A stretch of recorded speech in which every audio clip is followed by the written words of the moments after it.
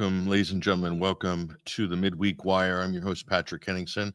We're streaming out live on X, Rumble, YouTube, Facebook Live, BitChute, and also on the audio streams as well as alternate current radio later. And right now you can watch it at 21stcenturywire.com as well. Hello to everybody in the chat room at 21 Wire. We've got a special edition of Midweek Wire this week.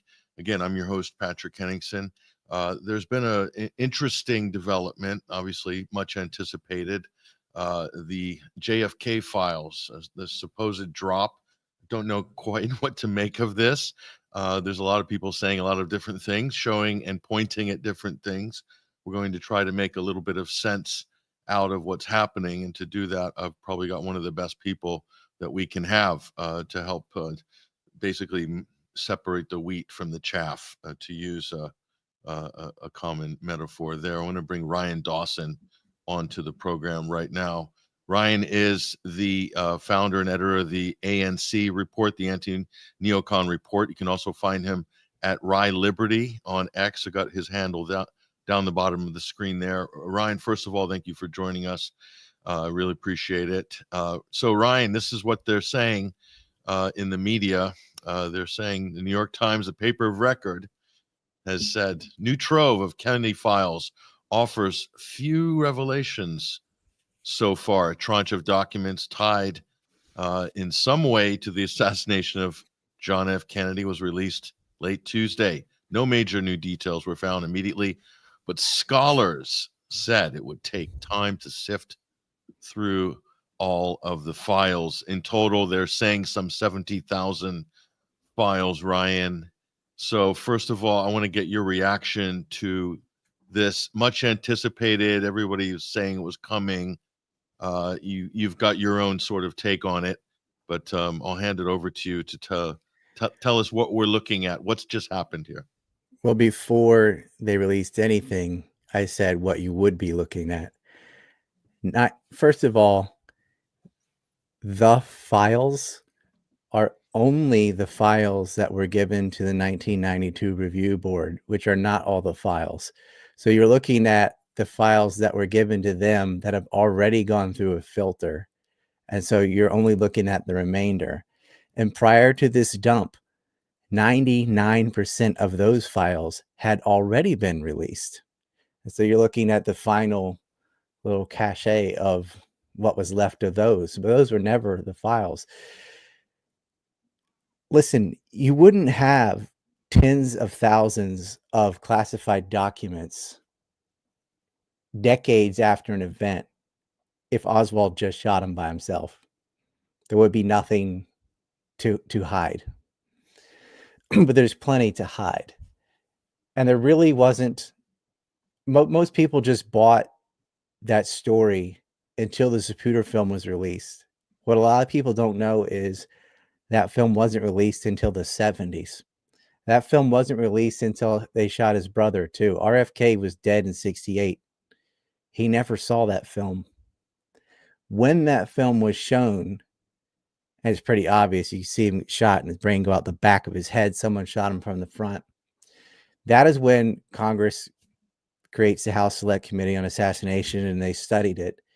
And based on acoustic evidence, because of a police motorcade bike had the audio button pressed in near the grassy knoll, they determined multiple shooters. That is the official government conclusion, that there were multiple shooters in the Kennedy assassination. And of every conspiracy that's ever come across anyone's desk, even people who normally reject conspiracy categorically, they go, well, not that one, because it's on film. This is pretty obvious. And then you look at the history of Jack Ruby and some of the characters involved, and it gets really suspicious really fast. But I said, you're not going to get anything out of these files. It's already been whitewashed. They're just teasing you and teasing you.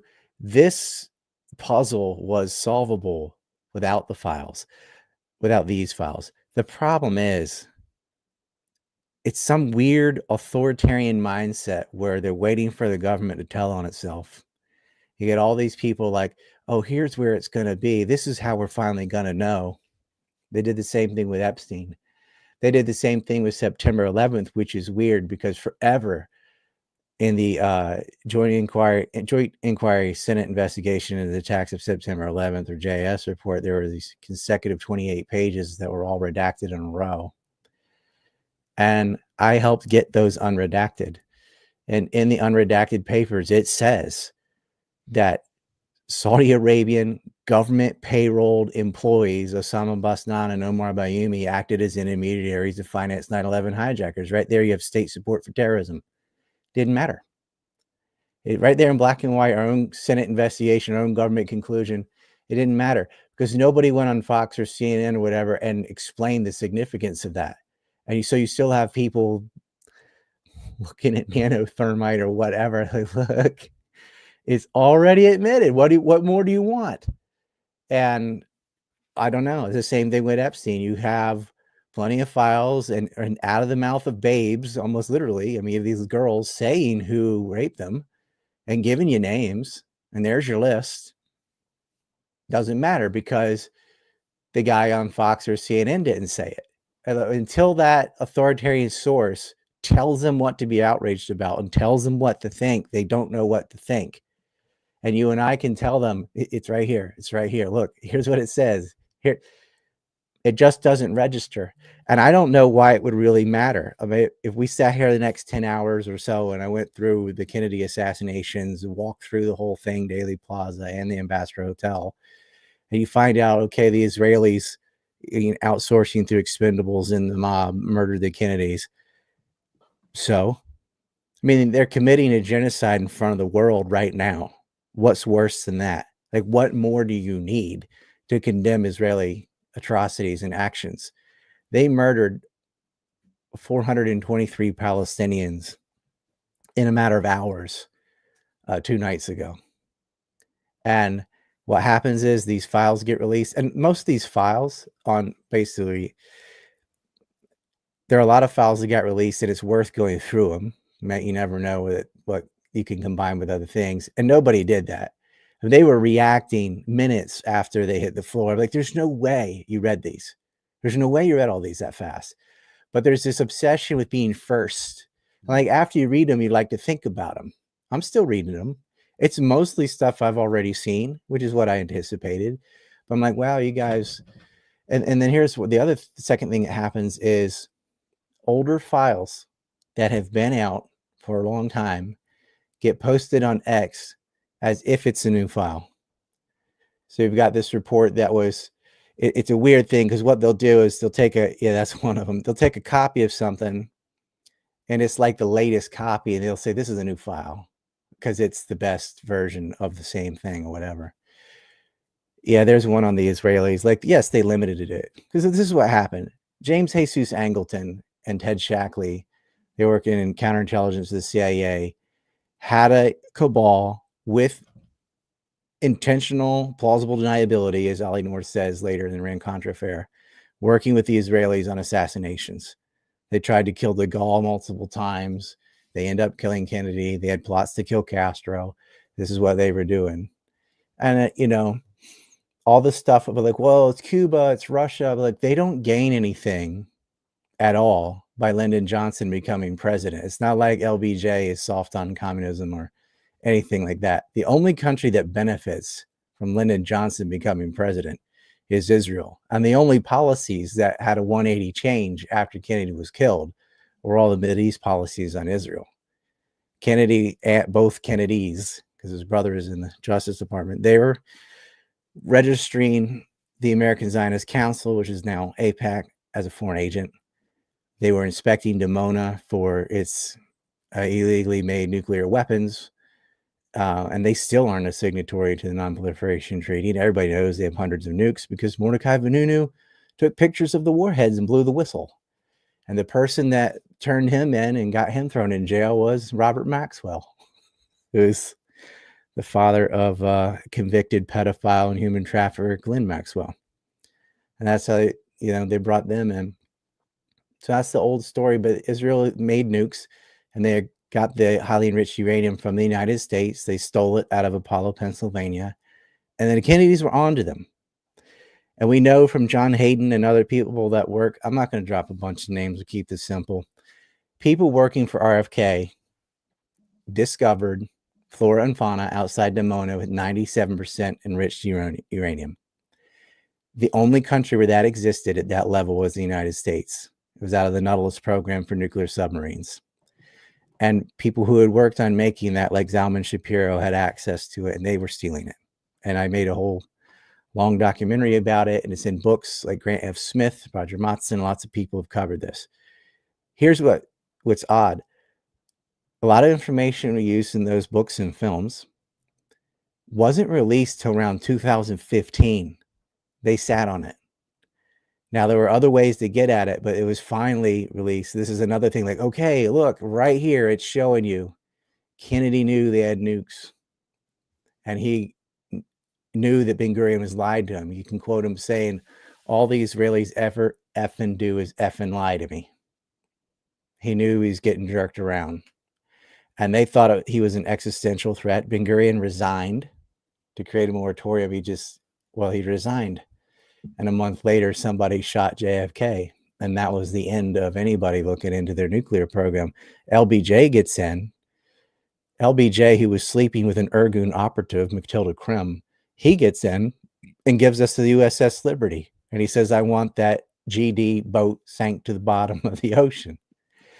And after the Israelis did that, as false flag, they clearly attacked an American intelligence ship that had intelligence on the mass graves in Egypt and what Israel was doing. They put a gag order on the survivors. Instead of punishing Israel, they punished the men that were able to survive that onslaught. And one of the fighter pilots who had guilt got in trouble in Israel too. And they did all minor war crimes. It's not shocking now. Oh, wow. Israel shot the life rafts. Like, it's Israel. They blow up apartments with people in them.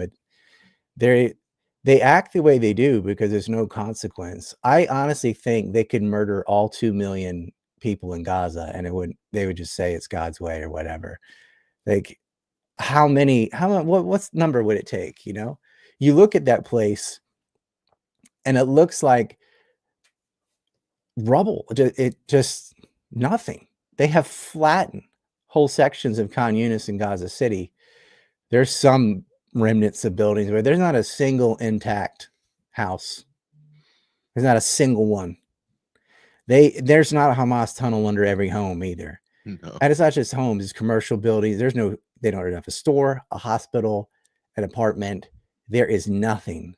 They have demolished everything. And they did it while the people were there. And when the people ran away, they went and shot the tents and set them on fire. This is what you're dealing with. And why are they so ruthless? Well, because if you can get away with killing the president, you can get away with that genocide. You can get away with anything. And they are. Here's something you posted, Ryan, on your account. I think earlier yesterday, you said, do you really think it will matter for the world to learn that Israel killed JFK? They just murdered 423 people last night without consequence. JFK was killed because he stood up to Israeli power.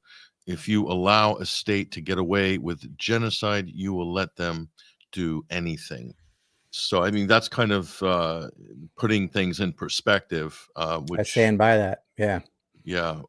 So you're making a point here to kind of zoom out and let's look at the big picture of what this really means. And so is this the meaning? The Israelis were so delighted about James Angleton, they named a forest after him. How many times in U.S. history, British history, or whatever, do you name a piece of land after a foreign intelligence officer? Why? That's why Rothschild's written on the money. And the main street, if you go to Tel Aviv or any of their cities, it's not Main Street. It's Rothschild Ave, Rothschild Road, Rothschild whatever. It's from their founders. And Angleton, he's American. What are you doing? What is that for? What did he do for you? Well, that leads us to here's another one of those documents which you shared up on your feed, Ryan. Here, tell us. This is an interesting one. Someone said vindicated because of this. It says the highlighted at the bottom, Ryan. It says We now have plenty of money. Our new backers are Jews. As soon as, quote, we or they take care of Kennedy. So this is in an actual document here. That's in reference to the Chicago mob. That's what he means by we. And Kennedy canceled his trip to Chicago. That's something not in that document. It's something you'd have to know. This is why you need context. But they had wind of some, and the FBI went around and expunged all the documents related to why he canceled his trip to Chicago and what he was doing and how come you weren't going there. Yeah, and what that was is Kennedy had definitely, especially Robert, pissed off organized crime. His dad was in organized crime. Joe Kennedy got saved by the outfit because the Philly mob was going to kill him for debts. And, you know, but the sons never made that deal. They, you know, they spent Robert Kennedy went after him. He had sent Carlos Marcello to Guatemala.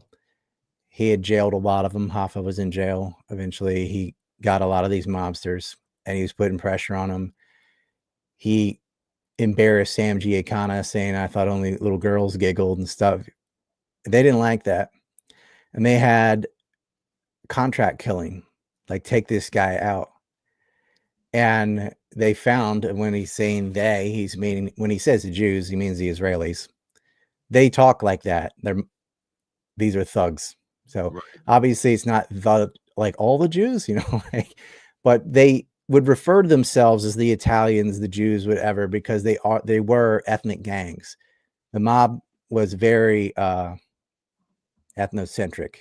You have an Irish gang, an Italian gang, Some of that was because of the way from language and immigration and stuff, and some of it was because they had state sponsorship. The Italian mafia had government backing out of Sicily. And that's why they kind of got ahead of all the other mobs, is because they had state sponsorship. And that has to do with during World War II, a lot of these mob outfits who were a power rival to Mussolini were sponsored by the United States. So they gained all this power. Mussolini was taken out, but then nobody then removed what you created there, where the mob had taken over and become governors, mayors. They had whole towns. And so they were able to sponsor their organized crime in the United States and Canada because of that.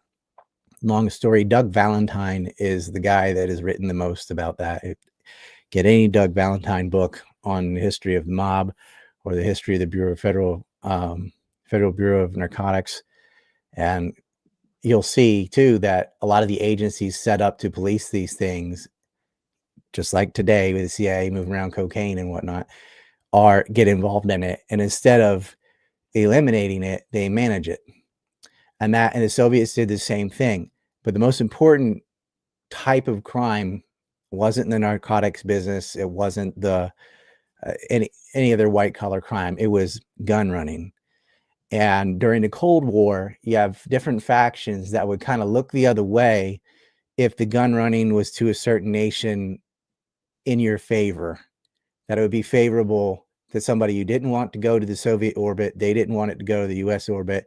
And so they would kind of, I don't see any weapons from Bulgaria going to Syria, whatever. Oh, wait, that's more recent. Sorry.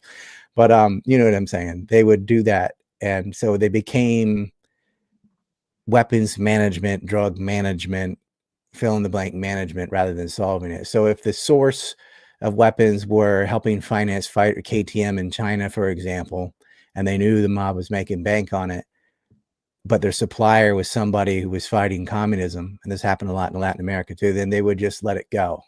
And the mob quickly realized, if we partner with this, they leave us alone.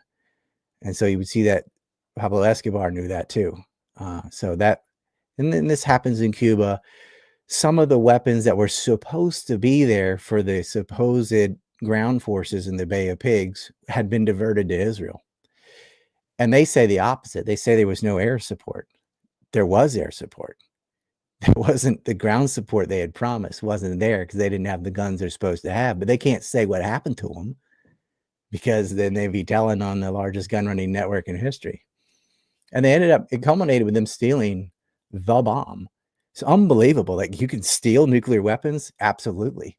Now, the French had set them up with a plutonium reactor and It wasn't just, but The highly enriched uranium, all of it came from the United States, and they were building nukes. And that started another, and they almost sold nuclear weapons to South Africa. The only reason they didn't was because they couldn't agree on a price, but there was nothing there to stop it. I've got a video clip I want to share with you. It's from Martin Sandler, who's an author of a book. You probably have seen this. It was broadcast on C-SPAN many years ago. But it's just getting into this this idea of the Israeli nuclear question. And so there's so much noise and so much static around the JFK story. There's so much conspiracy lore. But like the first thing I go to, because there's two different things, Ryan, and maybe you can explain this. There's who did it, and then there's why it was done or what was the motive. Those are two different things. People tend to focus a lot on the first one, which is, you know, who pulled the trigger. But equally important, I think, Ryan, is why was it done? What was the motivation? And not I wouldn't put them equal. Why is far more important. For example, if that skinny little bastard, I don't even remember his name, that almost shot President Trump in Pennsylvania, some scraggly-haired nobody. Yeah, I don't want to say his name. I honestly, if I remembered his name, I wouldn't say it because I think that adds to the appeal of becoming a mass shooter or whatever. But some nobody dork, you know, that worked at an elderly care facility in Pennsylvania, all by himself, got on a roof that somehow the Secret Service, you know, had a Pac-Man shaped perimeter, and they allowed a rooftop overlooking where the president was going to be standing. And he's too arrogant. He had to take a headshot. If he had aimed at center mass, Trump would have been taken out. But the thing is, let's say that, you know, Kim Cheadle and Christopher Wray, they were involved in that. That would be a far bigger deal than the little expendable nobody that pulled the trigger. When you shoot someone, you don't have a CIA agent do it. You find some derp or some thug. Like I called it modern privateering, because when the Brits used to harass Spanish and French ships, they would use pirates secretly on the payroll of the crown. And that's called a privateer. And that's the way they outsource to the mafia or cartels, Al-Qaeda, ISIS, whatever, you know, the thug of the area is. In America in the 60s, it was organized crime, who already have hitmen. And we're like, all right, we'll put you in place. We'll create what's called a kill zone.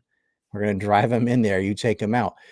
The people doing the shooting are, you've ever heard the analogy like it's an octopus, where you see like an octopus that controls everything? I should have given you this map. If you look at a classic simple map of organized crime, where you have the boss and counselor, the underboss, and then under the underboss, it splits into, let's say, 3 or 4 lines, where you have the capos and then everybody under them. You notice everybody under them, if you were to draw around this map, it looks like an octopus. The head is the boss and underboss and consigliere and and the legs are all the capos. Every person working for a capo and one leg has no idea what the other leg is doing. That's called compartmentalization. And so when you get to the bottom of a leg, is just an idiot with a gun.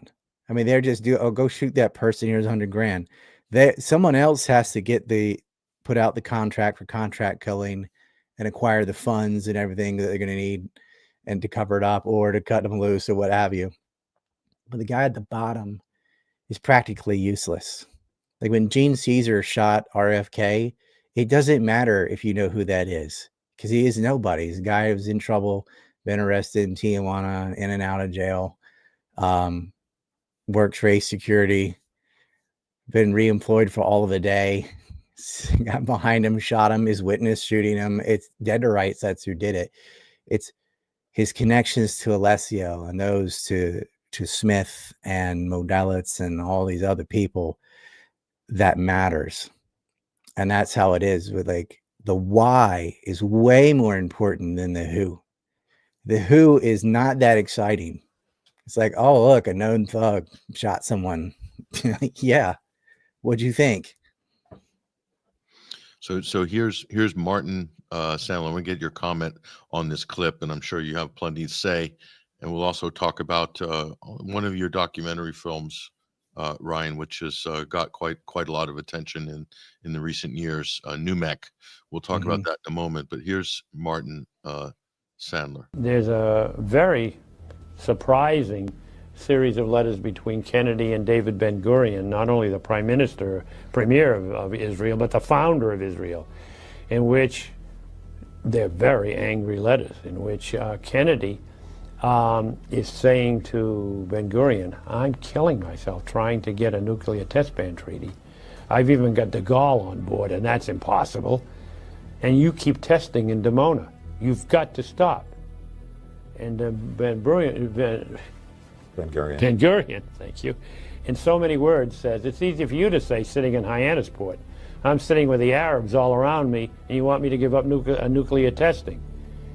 And Kennedy threatens him. And he threatens him in such a way that Ben-Gurion resigns.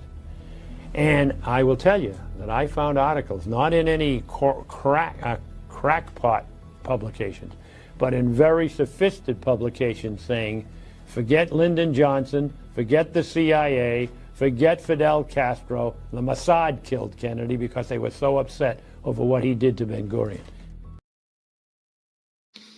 Well, that's it's pretty heavy. Pretty heavy implication there, Ryan. They tried to kill de Gaulle too. How much truth is there in what Martin Sandler is pointing to there?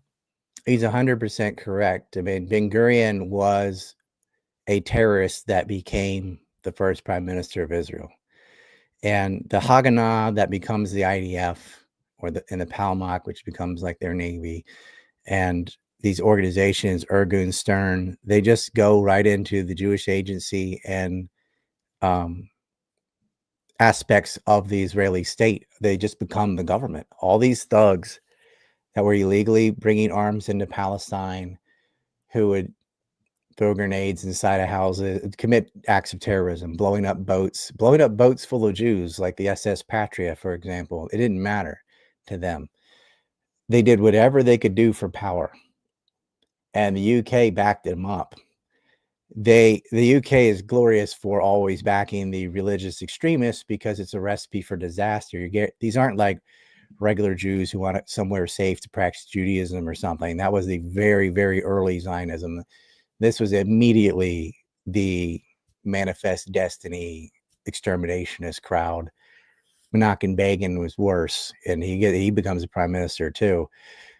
Their first 6 prime ministers in a row were all part of these terrorist cliques. But little Ben-Gurion, you ever notice how the mob bosses are all like 5'2" for some reason? It's just like, but little Ben-Gurion was scared to death because he was jerking Kennedy around. He was building nuclear weapons, and they knew he was doing it. He wouldn't allow inspections, or he wouldn't allow them to inspect the whole facility. And they're like, look, we know you just signed this treaty. You've built this bomb.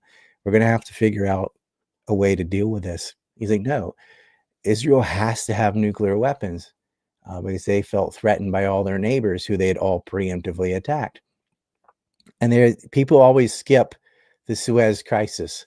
They go from 48 to 67. But in 1956, Operation Susanna, which now people call the Lavon Affair, I don't, because Pinhas Lavon was actually a fall guy. It's Ben Gavili that made that plot with Philip Nathanson.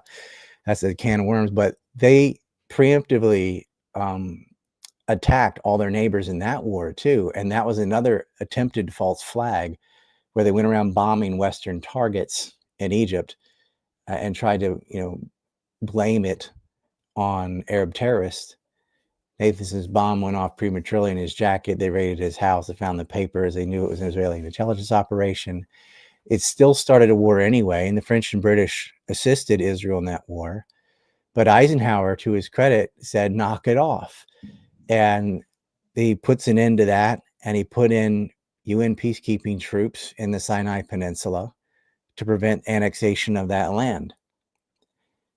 2 weeks after they were moved. So this is 1957 by the time all that got set up. They're there for 10 years.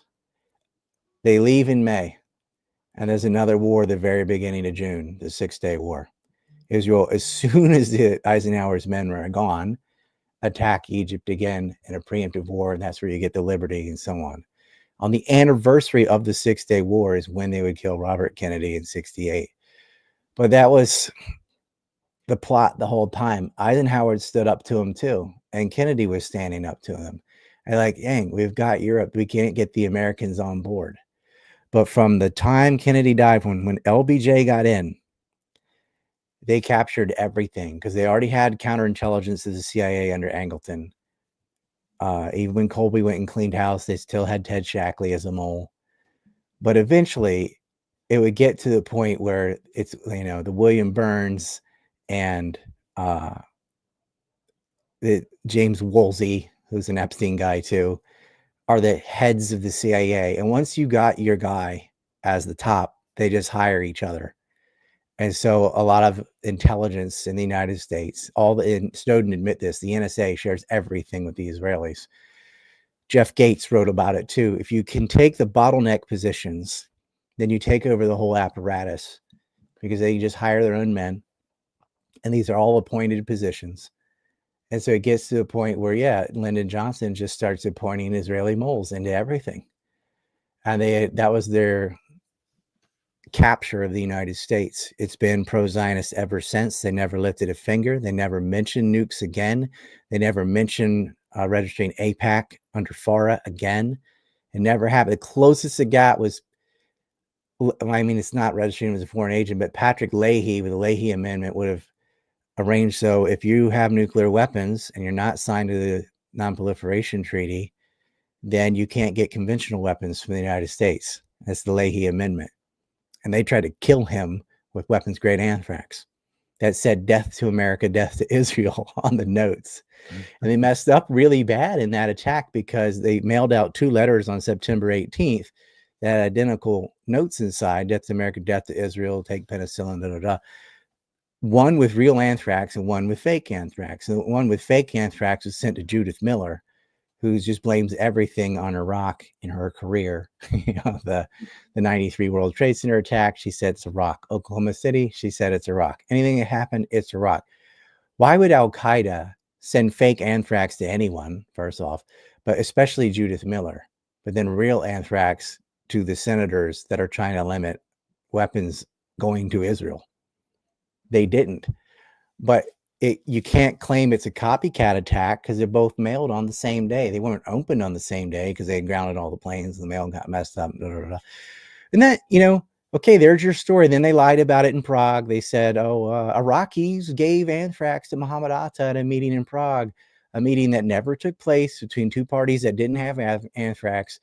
But they're like, yep, he made it in these mobile weapons labs. Here's proof, some cartoons.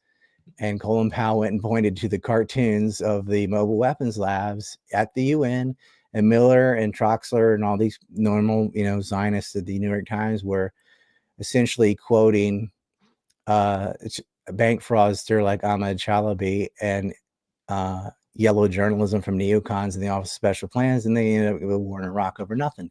But that whole thing started over anthrax, and it's people that they really did try to target and kill anthrax are the ones going against Israel, not the ones going for them. Was Tom Daschle one of those?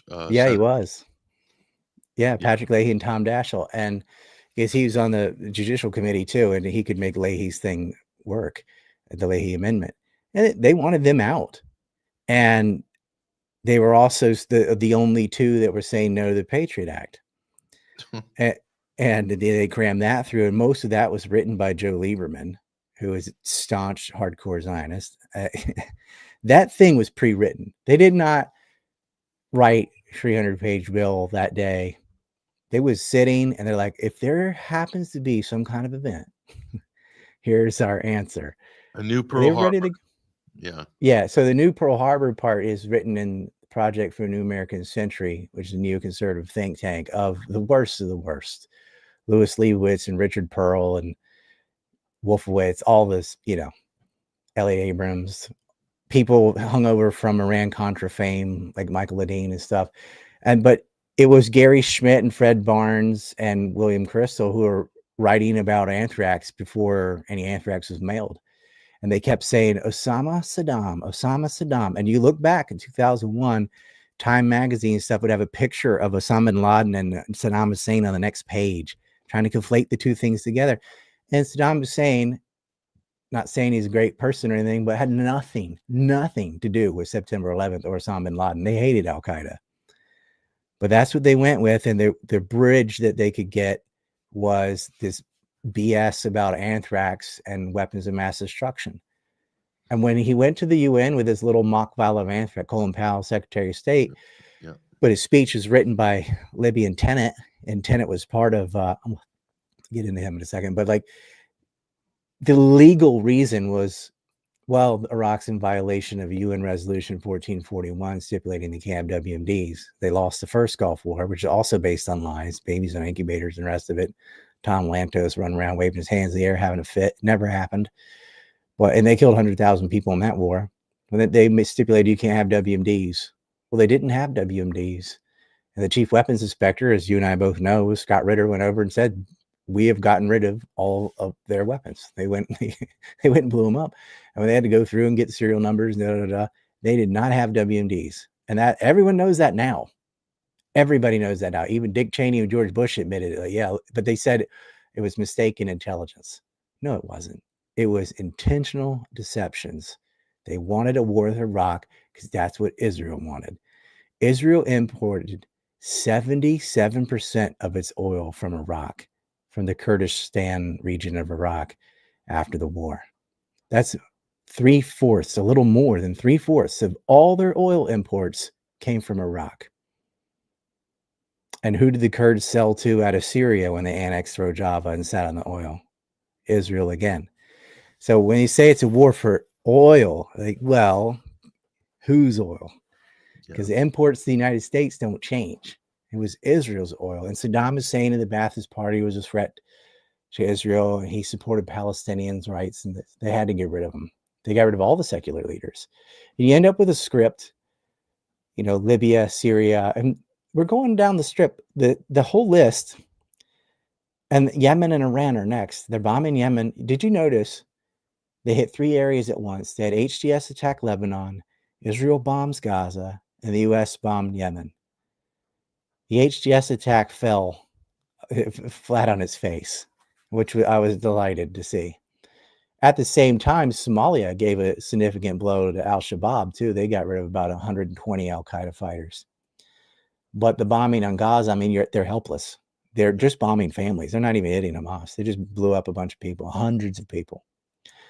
The bombing on the Houthis was not effective either. I was sure it was expensive. And I think that's the goal. Like, the MIC needs to have something to drive budgets. It won't work. But everybody knows this is the path to Iran. They always say Iranian-backed Houthi, Iranian. Colonel Wilkerson is a really good guest to have on if you can get him. He'll explain, because he's part of it. Back when he was part of the administration back in 92 when the Houthis formed, they got a new leader in 94. And they're really not, I mean, they'll get weapons from Iran if Iran will give them to them, but they don't listen to Iran. They'll do what they've been doing. Oh, they have their own missiles, engineering. They have advanced weaponry they can produce themselves. They've done it for years. So it's like, even if Iran cut off, they're blockaded, by the way, even right now. So it's not like easy to get things into Yemen. But even if they were completely isolated, they could do pretty much everything they've been doing without Iranian help at this point. And they could, and the U.S. supplied them with weapons secretly on black markets. Like, they have M60 machine guns and stuff. Those are American weapons that they got through black market. The U.S. creates problems. It's like the old kill what you create situation. Same thing with Al-Qaeda. I mean, that originally they were being financed through BCCI, and it was the CIA that were bringing them guns, bringing them money, helping them set up ways to launder money themselves. Like, that was a Frankenstein that America made. And you can see that over and over again. Fast and Furious. We went to track these web, but you didn't track them. And you knew they were going. Yeah. They're not there to stop the flow of weapons. They're, like I said, it's weapons management. They're not there to stop the flow of drugs. They're there to manage the flow of drugs. drugs in the Contra affair, drugs were coming out of Nicaragua to the United States, and pilots and weapons were coming in. Cocaine was coming into Miami, New Orleans, and Los Angeles primarily. And then weapons were coming out of Arkansas, mostly out of Mina, right into Nicaragua. The trade, that was the trade. And that, if people know the story of Barry Seal and the rest of it, that's what was going on. And they knew CIA facilitated that whole thing. CIA did the same thing with Al-Qaeda in Afghanistan. And you can rinse, repeat. Bosnia, same thing. Syria, very similar. They had third parties do it that time. So you had Turkey and the Gulf state, but it was ultimately, that's the plan. They couldn't get a hot war like they did in Iraq because the reaction to the Iraq war was the new Vietnam syndrome. People like, they didn't have any everything you said was a lie. So they used proxy forces. And that didn't work at first. And then, as sadly as we know, the stranglehold on the economy did work. People were unwilling to fight for Assad. It was like, it doesn't matter. Like, we have nothing. And so, yeah. Within 12 days, they took over. Back to Israel and the nuclear question. And Ryan, you've done a great documentary film here. If you haven't seen it yet, it's called NUMEC, How Israel Stole the Bomb. And this is central to this JFK story. If you just kind of explain how these two pieces fit together, because it does seem to me, and this is a very well-produced documentary. It's on Rumble right now. It's had 300,000+ views already. It's free. Yeah, it's excellent. It's an excellent, well-produced film, Ryan, and I think it's probably your best, one of your best, if not your best. It's the best production value one I've done. It's people realize some of my earlier films are just me on Windows Movie Maker out of pure hate, making the thing the best I could do. This one I hired, was older and had more ability, so I hired people to help me with it. That's why it looks the way it does. I've always had good content, but I'm not like a movie person with the visuals. So we got a team together. We got this one, and a lot of the nuclear weapons theft in this documentary leans heavily on the books from people like Grant F. Smith. I mean, they did a lot of the legwork that's in this film, but this film ties it together with Kennedy and with Epstein, because that whole Epstein ring is just like 2.0 from the Sonborn Institute, which is essential. You like Abraham Feynman and these people that were doing the conventional weapons smuggling to Israel. And if they had been popped on that, they never would have stolen uranium. But what they were doing is they were laundering money through Holocaust charities. How low, right? But to accuse a Holocaust charity right after the Holocaust of laundering money for illegal weapons smuggling was political suicide. So they just sort of let them do it. And so they got more and more brazen and emboldened by, we're untouchable, we're untouchable. And so the War Assets Administration was supposed to be decommissioning weapons, because you have to understand, right after World War II, all right, there's billions and billions of dollars in small arms and weapons all over Europe, the United States. Like, it's a world war. Japan, Vietnam, everybody had. The war's over. Now what? You have all these guns, and immediately there were massive black markets where people were like, commission, yeah, you wanted it. And so a lot of the arms end up in Latin America. They end up in what becomes the Balkans and all over the place, North Africa. Like, anybody that need these, there were a lot of buyers. And so quickly you had this Cold War between the Soviet sphere, and we'll just call it the American sphere, the Western sphere, whatever, of managing these black markets.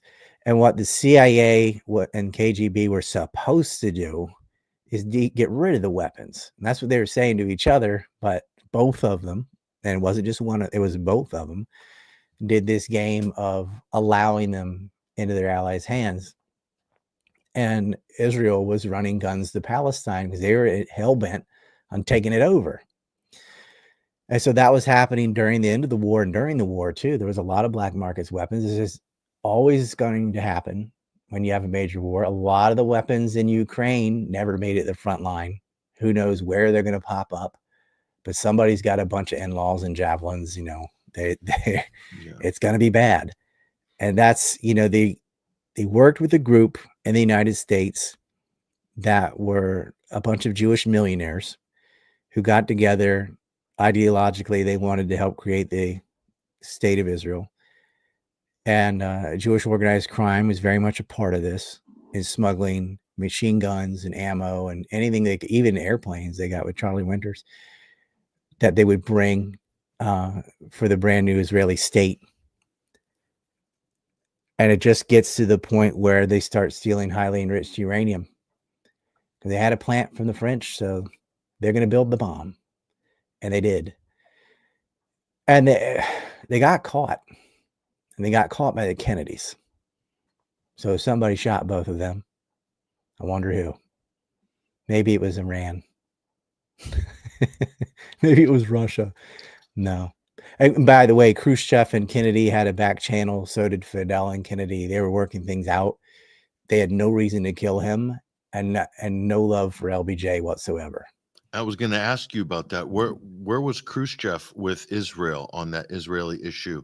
Because that's a little bit of a clue, because there's so much talk about the Cubans and Castro and, the assassination attempt on Castro, the Cuban Missile Crisis, all of this. A lot of this is very complicated, spooks, espionage, counter-espionage, noise, geopolitics. But what about Israel and Soviet Union at the time? What do you know? Well, Khrushchev, like Kennedy said, really was working on a nuclear weapons ban. And like he said, even the French were on board, which was very hard to do. And Kennedy was making it happen, especially after the Bay of Pigs. Like, okay, they moved their weapons out of Turkey. Russia moved their weapons out of Cuba. You need to cool down, because that was almost real bad. And Khrushchev was willing to work with Kennedy. They needed face-saving ways to do it. He was not about this. But if you go to the real problem that Israel had, like the neighbor they're worried about was Egypt. Nasser was scared the hell out of them. And when he was already involved helping Yemen fight Saudi Arabia and had his hands full, is when the Israelis attacked and start the 6-day war. Egypt was not trying to start a war on two fronts. They did not start that war. Israel preemptively attacked them, and attacked them while their planes and things were on the ground. And they had a defense pact with Syria. Egypt and Syria used to be a country. They were one country briefly.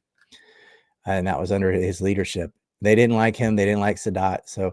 But Nasser had went to Russia to help build an electric dam because they'd been rejected and he shouldn't have been. So he's like, okay, well, maybe the Soviets, not Russia, USSR, excuse me, the Soviet Union. It's Russia though. And that was 50% of their electrical power. And that was scaring the Americans. And so, Eisenhower and all gets in. It's like, we don't want to lose Egypt, but it's the Israelis that they were sending letter bombs and constant terrorist attacks, and they're trying to take the Sinai Peninsula, Greater Israel.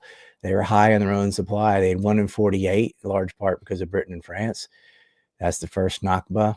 Over almost 800,000 people moved out of their native land, and the territory was just stolen. It creates the first Palestine, which just shrinks every year. They're still annexing pieces of the West Bank. But it starts with these terrorists, and they always had the British on board. They get the French on board. They did not have the Americans until they killed Kennedy. Khrushchev, too, though, he was very wary of, they were exchanging Jewish diaspora with Israel for favors. So Israel was giving the Soviets American trade secrets and technology in exchange for Jewish immigrants. So that is one thing that was going on. He's using them to gain access on what the Americans had. But there was no ideological, it's not like they hated the Palestinians or cared one way or the other. And they didn't care whether Jews left or stayed. They just if we can use them as a bargaining chip and exchange these for something. And that really hit the fan in the 90s that's when you have this massive wave of Jewish immigrants to Israel, because the entire economy of Russia collapses after the fall of the Soviet Union, and they leverage that. And that's when you get Jonathan Pollard, infamous spy that gave the Soviets America's first strike plans. Did so much damage. They let him out of jail. He got a private jet to meet Netanyahu and kiss the ground in Israel. Jeff Blankford's a good guy that can explain that whole story. But over and over again, the Israelis would play both sides in that conflict. So that, they're supposed to be working with the Americans, or secretly giving trade secrets to Russia. And then afterward, they did it with China. China's entire fighter jet program right now is modeled after the U.S. fighter jets, and they got all of it from the Israelis. Okay. And I have a film about that too. I have a film just on Chinese fighter jets coming from Israel. It's up on my website. It's free.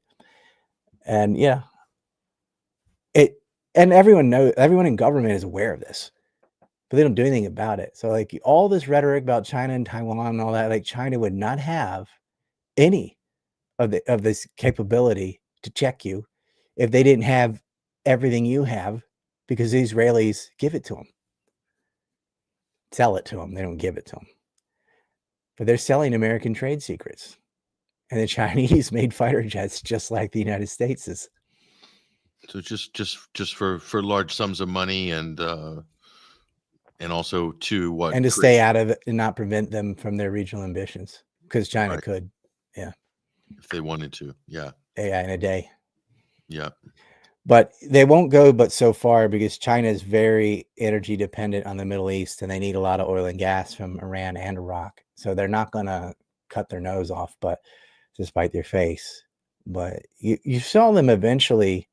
Look how quickly when China came in and brokered a deal between Saudi Arabia and Iran, it was like just like that. Like now it's over. Yeah. I think the real leverage behind that, like, yeah, they had China come in and get the credit for that, but I honestly think the Houthis hitting the northern oil fields in Saudi Arabia, which they have no defense for, cruise missile could wipe them out. That scared them, and they said maybe we should talk. So now America's doing it. So on the JFK files, I want to get your take, Ryan, on the theater. There's oh my gosh, a lot of hype. We'll bring Trump back up on. They blame his wife. They blame the driver. They blame anything but the Israelis. The classic things are, he was about to get out of Vietnam, so the MI6 killed him. Or he didn't give air support to the Bay of Pigs, so the CIA killed him because he fired Dulles after all.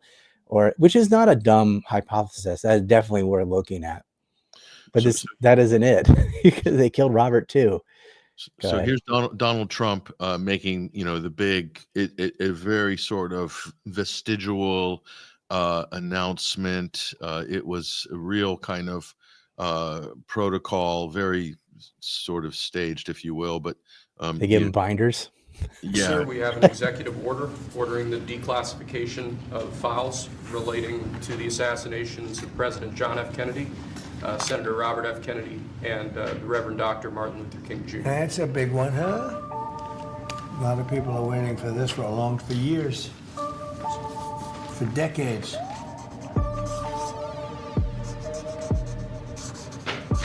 And everything will be revealed.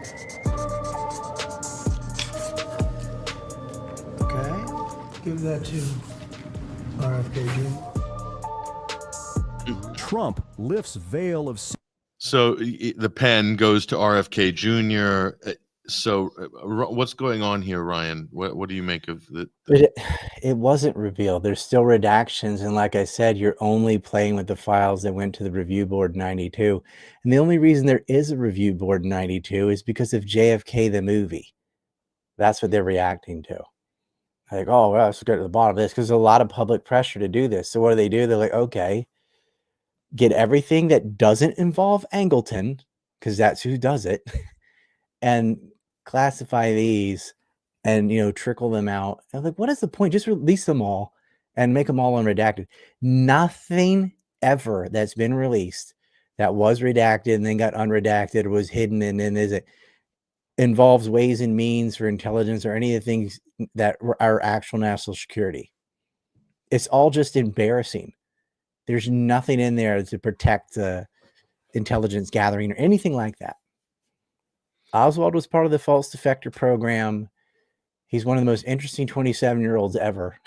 He knows all these people, and there's a big story there. But in learning about that assassination, you start learning how the CIA operates. And that's definitely not the only person they ever assassinated. But you see, like, there is a criminal wing to do the dirty stuff that Congress can't appropriate money to go finance Al-Qaeda, for example. Nobody would stomach that. So they have to use shifty black markets to do it. And so it's USAID. And USAID all the way back then was financing paramilitary groups in Laos for the Vietnam War. All the way back then. It is not for it. Well, it is for charities and things, but if you understand, like September 11th, for example, a lot of the money that Al-Qaeda was using came out of supposed charities and mosque that they're not just some religious school or madras somewhere. They have imams working for the Saudis to pay privateers. That's terrorist proxies. That's what they did overseas, and that's what they did in the United States. The Kurdish mosque and Anwar al-Awlaki and all that, who was having lunch at the Pentagon, and Bandar Bush and Tenet are swimming in a pool together after he financed Nawif al-Hazmi and Khalid al-Midhar, who were on Flight 77, and all that's known, and they're all just, let's swim and drink some scotch. Job well done. This is how these people operate, because they know the press isn't going to do anything.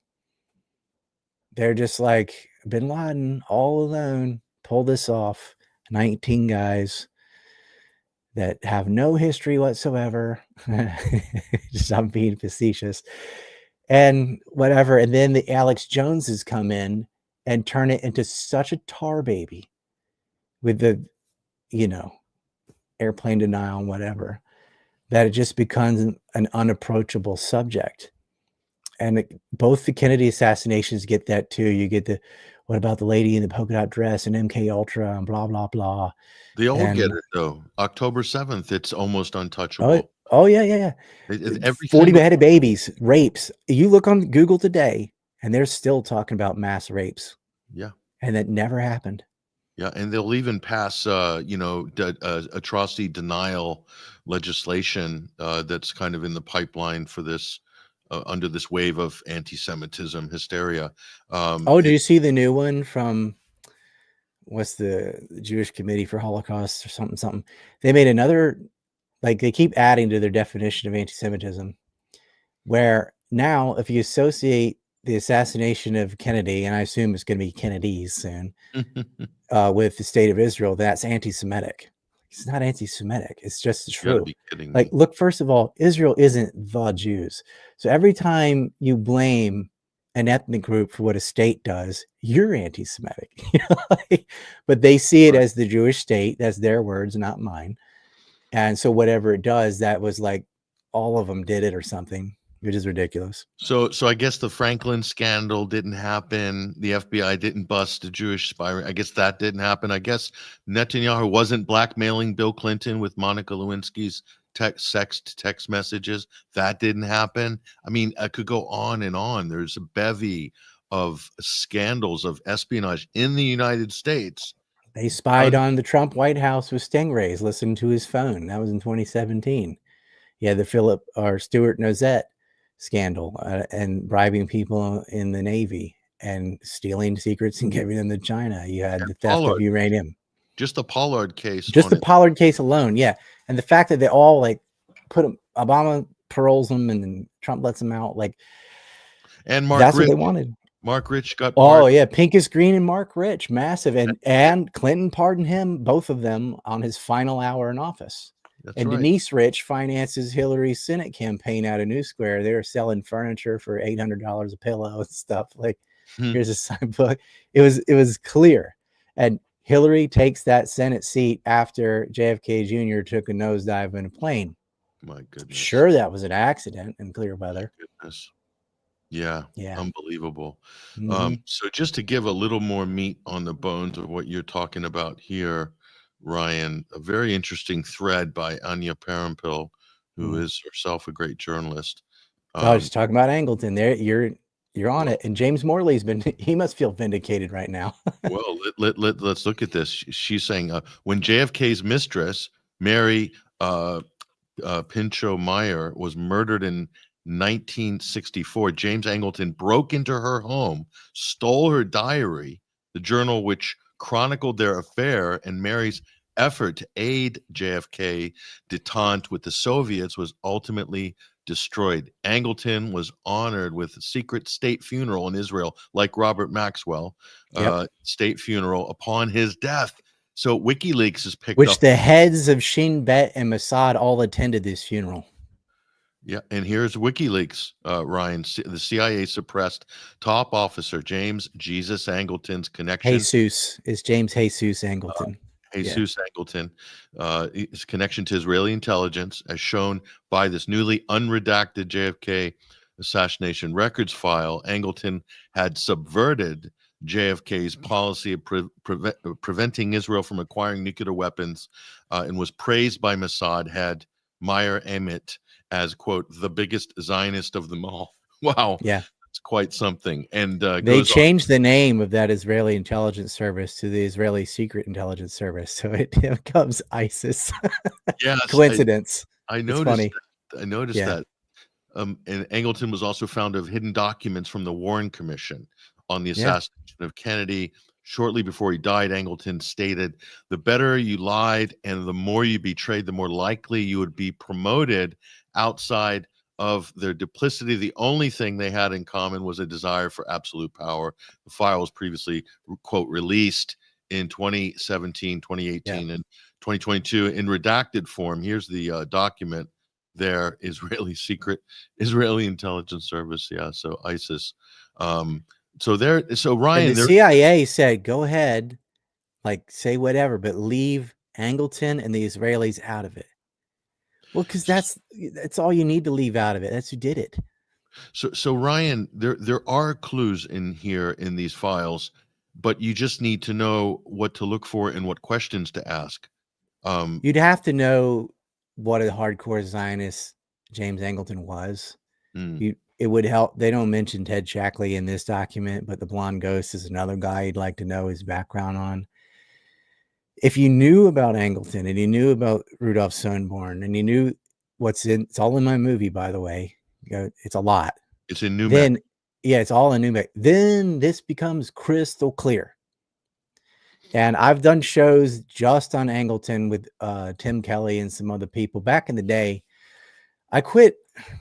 I just I kind of gave up on when I got banned on everything. What's the point? Like, no one's going to see this, and other people just rip off my work and make careers out of it. And yet I get all the heat. I'm the one canceled on everything. I lost money, hurt me, hurt my family. And I'm like, it's not worth it. Because like I said, okay, look, the Israelis killed Kennedy. They were killing hundreds of people in Gaza right now. They're doing it right now. What are you going to do? Nothing. So why should I personally get all this heat and hatred and financial hardship telling the truth about something when something that's even far more obvious that they dance about it? They're proud to slaughter these people and nobody lifts a finger. You don't really it's not even necessary to show the Israeli crime, the nuclear theft, killing both of the Kennedys, ad nauseum, all the stuff, selling secrets to the USSR, selling secrets to China, all the things they've done, spying on the US. We didn't even talk about Wiseman and Roseman and that spy ring. And they're killing babies. If killing babies doesn't cross the line, I don't know how this other stuff is going to make any difference. That's my position. I mean, I'll talk about it if someone asks me, but I kind of tapped out. Maybe I shouldn't have, but I was like, wow, we have far easier things to prove right in front of your face that I feel like deserve most of the attention. and that is slaughtering civilians in Lebanon and Gaza. I mean, they're dropping bombs. They drop bombs on apartments in Lebanon too. They killed thousands of people last year, and they never honored it one day of that ceasefire. They were shooting Lebanese and Palestinians every day since January, and invaded the West Bank. Yep. 423 might even be dated. That was what it was when I made the tweet. Now it's unfortunately higher. And I think the world is going to figure out the death toll is in the hundreds of thousands. I think that Lancet report, what was it, last June or July? I don't remember. That had it over like 108,000 or whatever. That's conservative.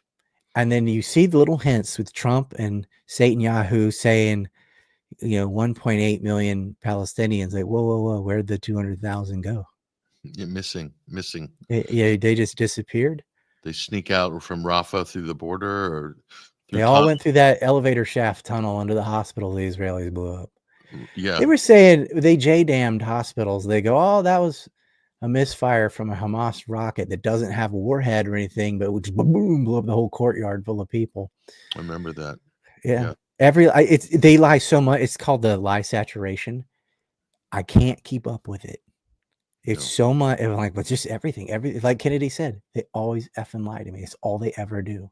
They blew up hospitals. They blew up food trucks. They shot aid workers. They killed 8 aid workers. When I was on your show the other day, they did it like as we were talking. Yeah. Of the 9 people they killed that day, 8 of them were delivering water.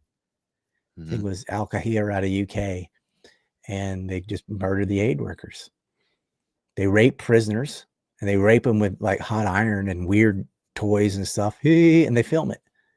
This is Abu Ghraib all over again, where they sodomize young boys and record their screams and play the torture for their mothers who are passing notes asking their husbands to kill them.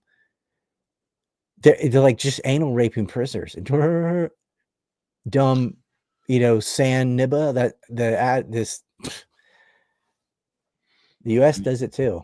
And you get this sort of thing, Ryan, Netanyahu festooning around Washington presents Trump with a golden pager.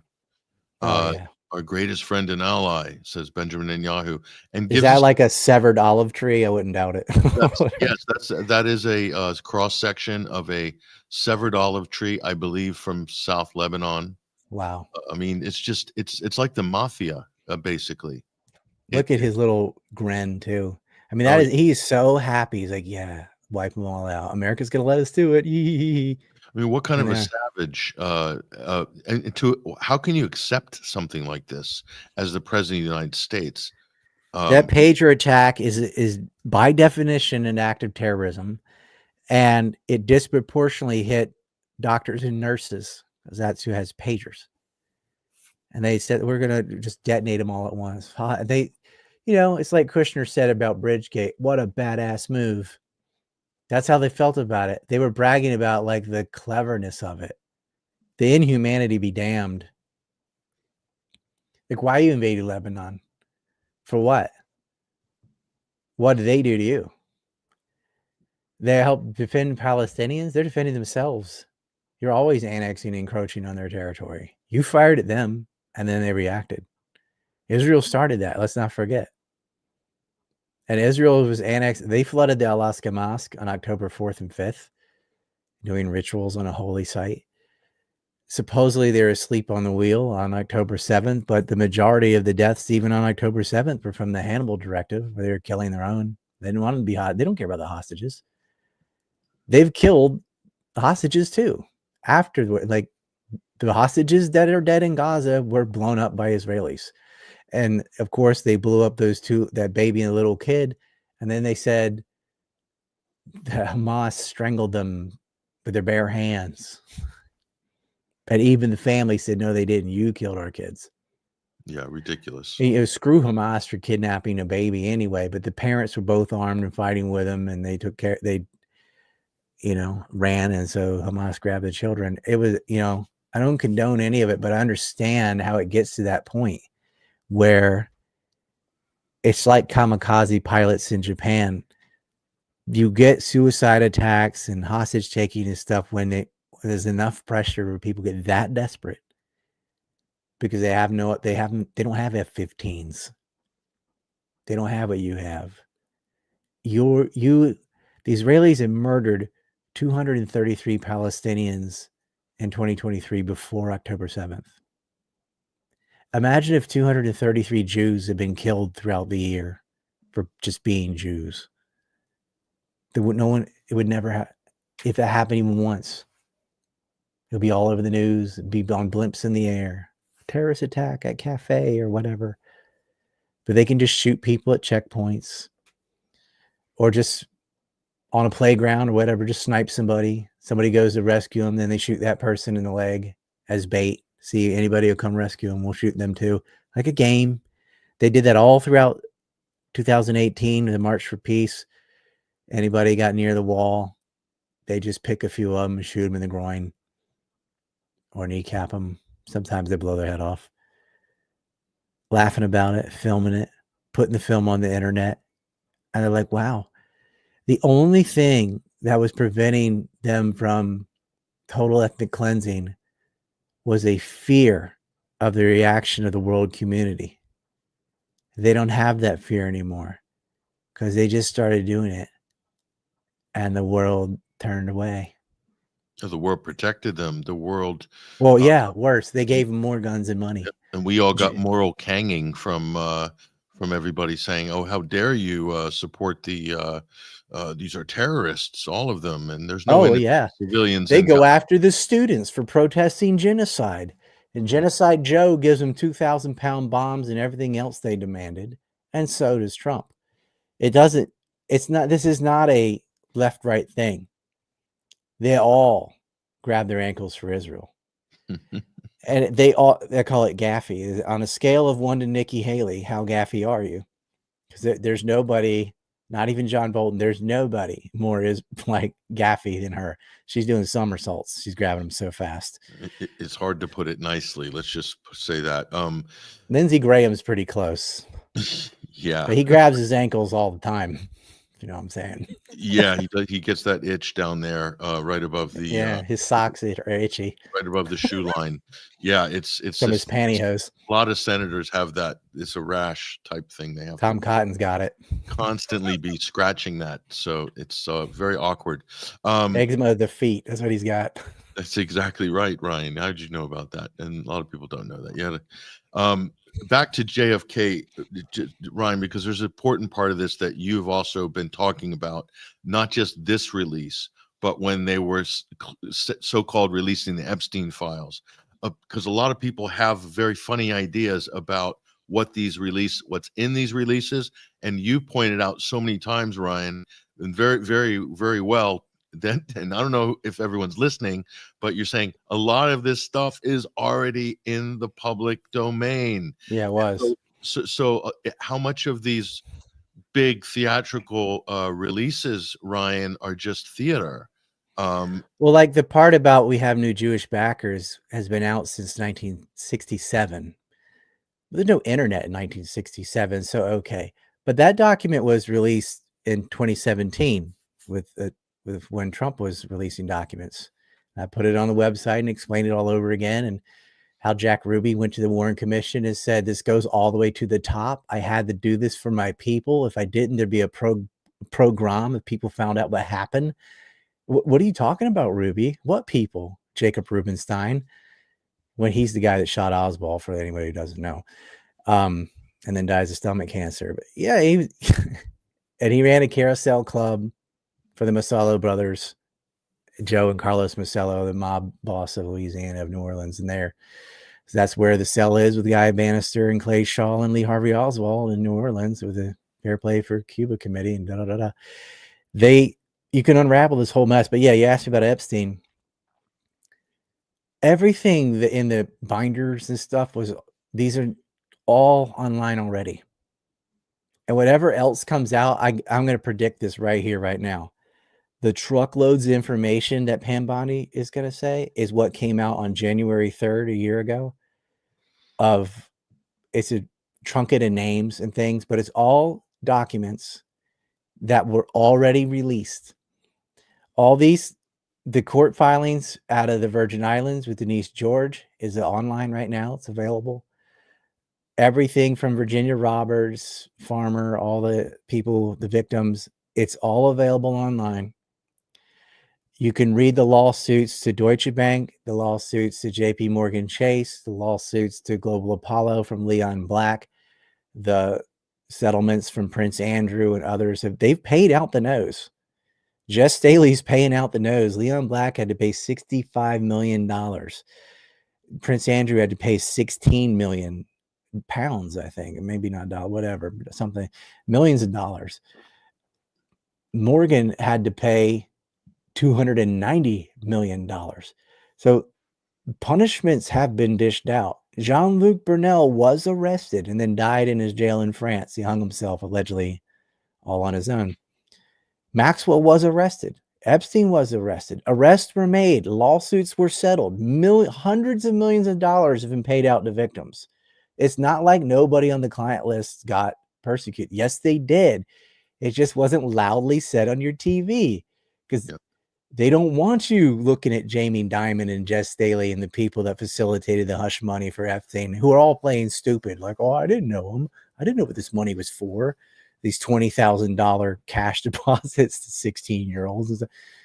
They did know. And that's why they've had to settle quietly. They are the good news is a lot of victims have been paid. They've been compensated for being routinely raped, sold out, groomed.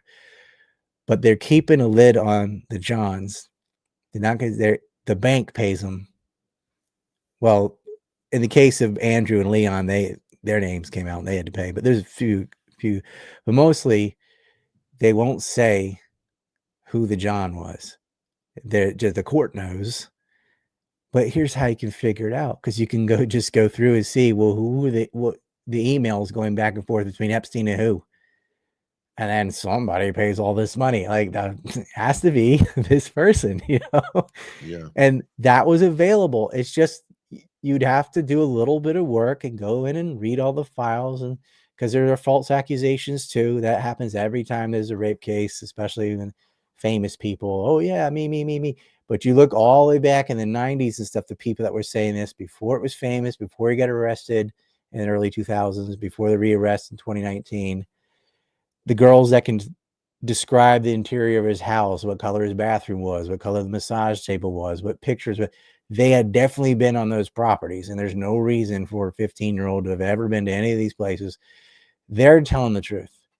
And they'll tell you about Glenn Dubin and Ava Dubin, his wife, raped these girls. They'll tell you about the little camp at Zorro Ranch where they lie to them and say, oh, you're all going to be there. And then they get there and they're alone. Les Wexner.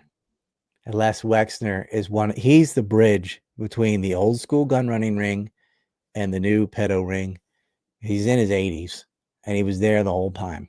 But that's all in the court documents, right? It all is in one court document or another. You have statements from Epstein's own staff, right? His pilots released a flight log and a black book.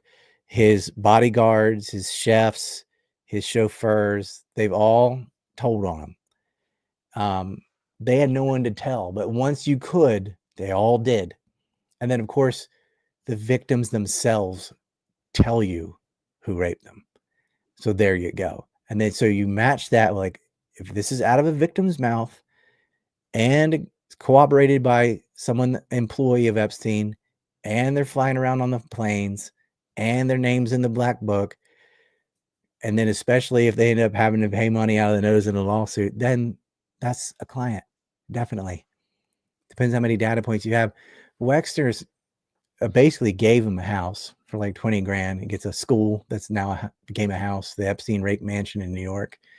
Puts him out on the board of trustees for the Wexner Foundation. And the Wexner Foundation is financing Israeli prime ministers and meeting with them too. Epstein was meeting with Ehud Barak. Ehud Barak personally visited Epstein when he was in jail dozens of times. And he's photographed going in and out of the rape mansion in New York. You can't just give him a call. Why would you go in person to an Epstein property? It's only one reason.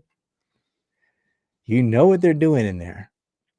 He always had little kids around him. And it's the same way when he went to Bear Stearns, when Ace Greenberg and these people bring him in, he did not create this pedal ring. He walked into a pre-existing structure. Maxwell is who brought him in. Those art schools, financed by Leon Black, by the way, those New York weirdo art schools and stuff were part of this operation. They'd prey on young girls, and it's, oh, I can help your career because, like, if I buy your painting, you're now an artist. It's a very it's Hunter Biden way of laundering money, very classic, because you can't objectively judge art. It's a way to just move. And so, like, oh yeah, well, I'll pay for you to go to this art school, blah blah blah. And if you become a top girl, you know, you get good at it, you rope people in, you get them to return, you know, you're going to sell a lot of paintings or whatever their medium is.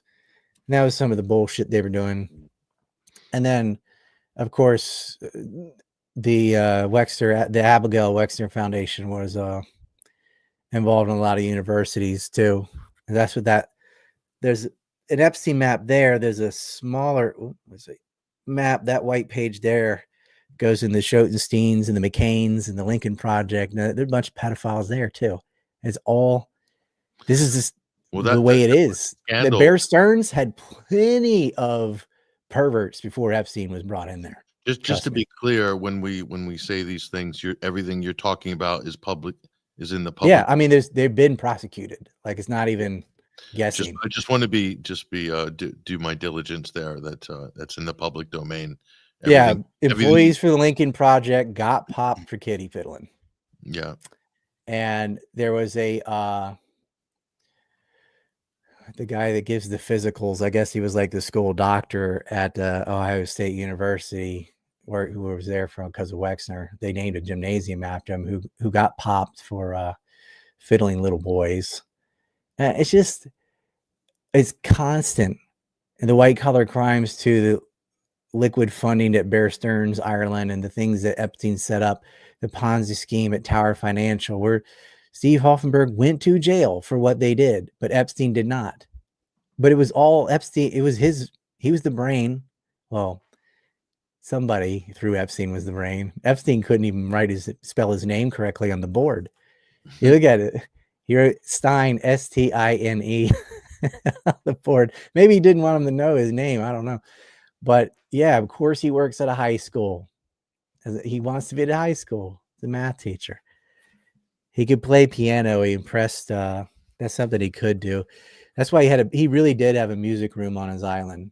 That was something he did and he was passionate about. And that's what it was. It was a music room. The girls have been in there now. It wasn't some dungeon or whatever. Like people talking about submarines and all this stuff. No, they brought them in by helicopter from St. Thomas. Maxwell actually got a license.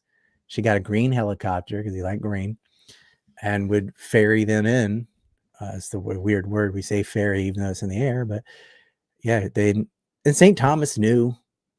They knew what are you doing over there with all these very young blonde ballerina type body, always the same, bringing them in over and over and over again on a private island. To what are you going to play the piano for them?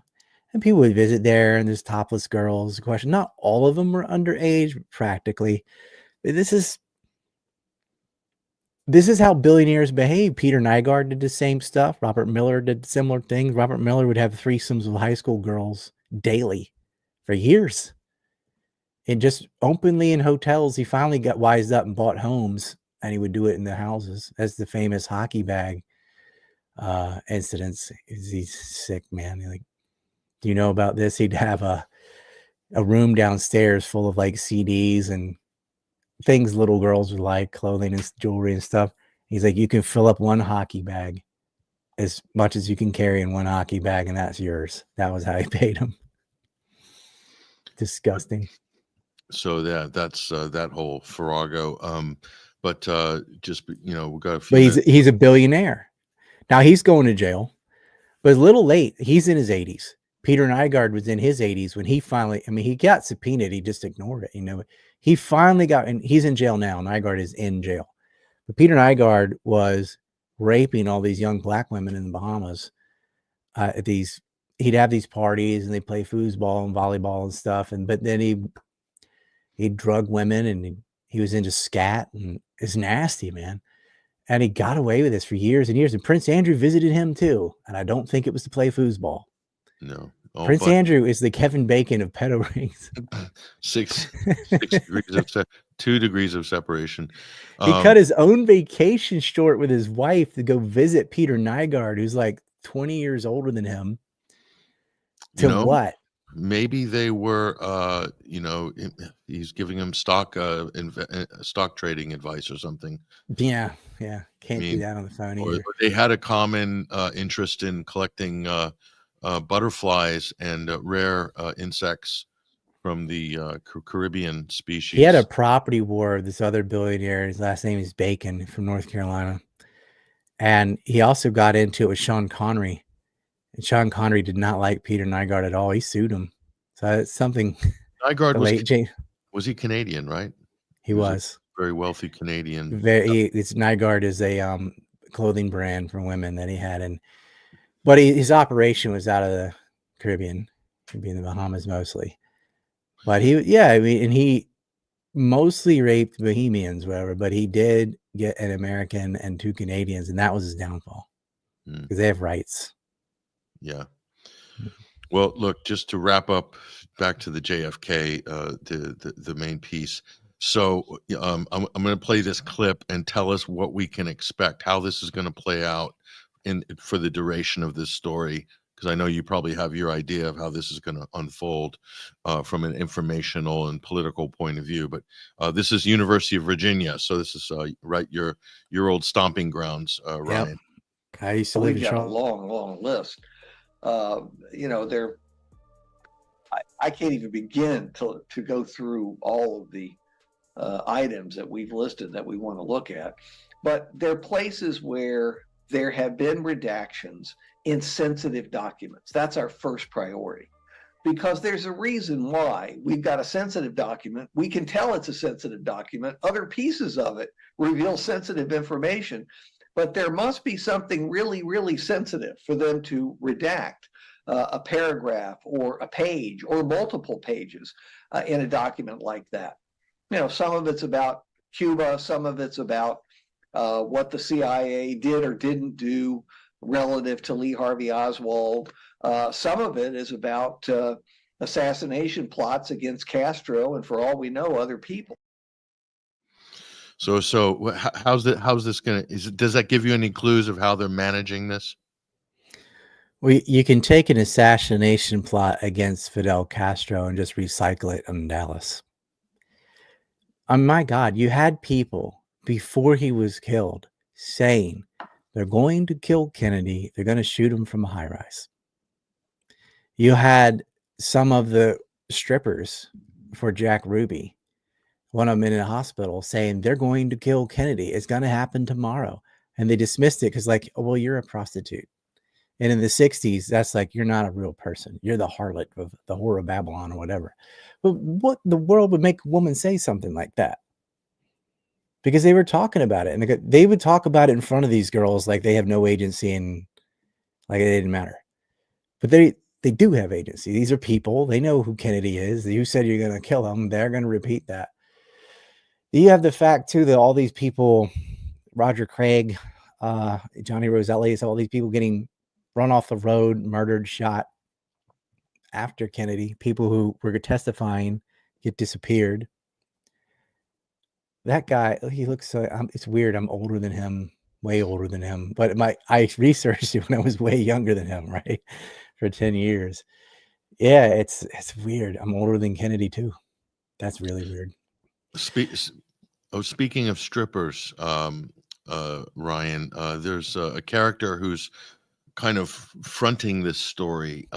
She's a congresswoman, and Anna Paulina Luna, and this clip just drove the conservative right crazy.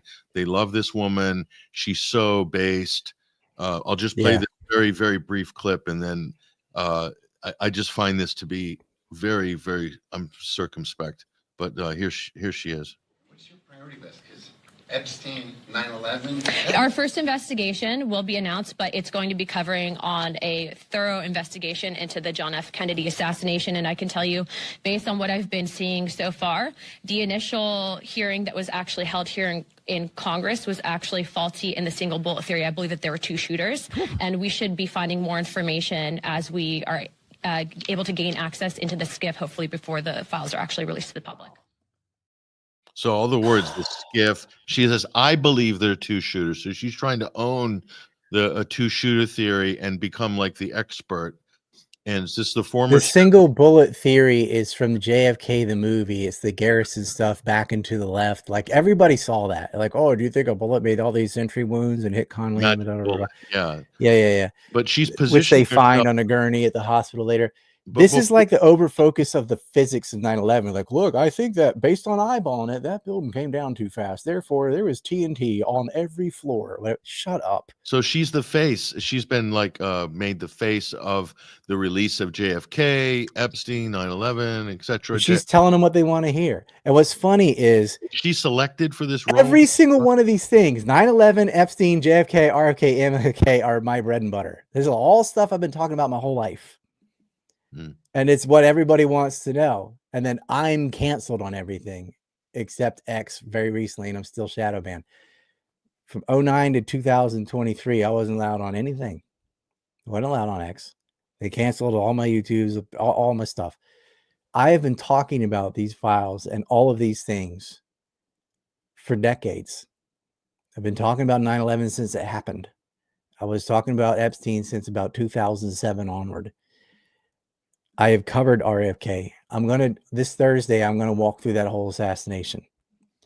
But like some of the largest shows I can get on they're related to other things. They're big for some other reason, not really dedicated to politics. But I have nowhere else to go. I need like shows like this. I'm so glad to be on. But we're not, face it, you and I, we're not the Rogans. We're not the really, really big shows. It's important enough for this information to have a platform like that, but it never will. They'll have on someone who learned something from somebody who learned something from me, whatever, who do their best. But like, why just go to the source? I have been talking about all of these and literally mapped it out. There's Numex, that green one, Epstein's that white one. I even put it on a t-shirt. Like, here's your client list. Put the whole first page out. I did a 5-hour documentary on the Iraq War on September 11th, what really happened. But it's like they want a mystery. And what she did right there was saying, I think there was 2 shooters. Like, oh yeah, what are you, 20 something years old, maybe 32. I don't know how old she is, but like, you don't know shit. You watched a movie, JFK the movie, and you're just reiterating a talking point. That's it. And that movie's executive producer was Arnan Milchan, the largest arms dealer for Israel, who helped smuggle Krytron triggers through Heli Trading Company with Netanyahu to Israel, which is a part you need in nuclear weapons. So, of course, that film doesn't mention the Israelis. It's all Bay of Pigs, CIA, blah, blah, blah. Great film. Kevin Costner and Pesci and all as Ferry was entertaining. Just like Braveheart is a great movie for entertainment, not historically accurate at all, but fun. Was there any Israel content in that film that was edited out that you know of, or there is an Easter egg where they have Permadex written on a newspaper, but like you would never know what that is unless you already knew what that was. And a guy who did great research into that was Michael Collins Piper. And he wrote a book called Final Judgment. It's kind of disorganized because this is such a huge topic. It's very hard. I jump around, like there isn't a clean way. Oh, and how about this? Oh, and this. It's very hard to tell this story. But Piper got into Permadex with Clay Shaw and Timur Rosenbaum and all that. That's the Swiss clique that Israel uses for umpteen zillion money laundering operations. And that's the only thing like distantly related to Israel in that whole film was like a word written on a newspaper. that nobody would recognize. So Netanyahu involved in the nuclear acquisition of the nuclear weapons for Israel. Way right? later, like Zalman Shapiro and these guys are the progenitors of the theft of uranium. But later on in the 80s, when they were smuggling Krytron triggers, something you use in the miniaturization and use of a warhead and nuclear bomb, that was Arnan Milchan on the American side through Heli Trading Company.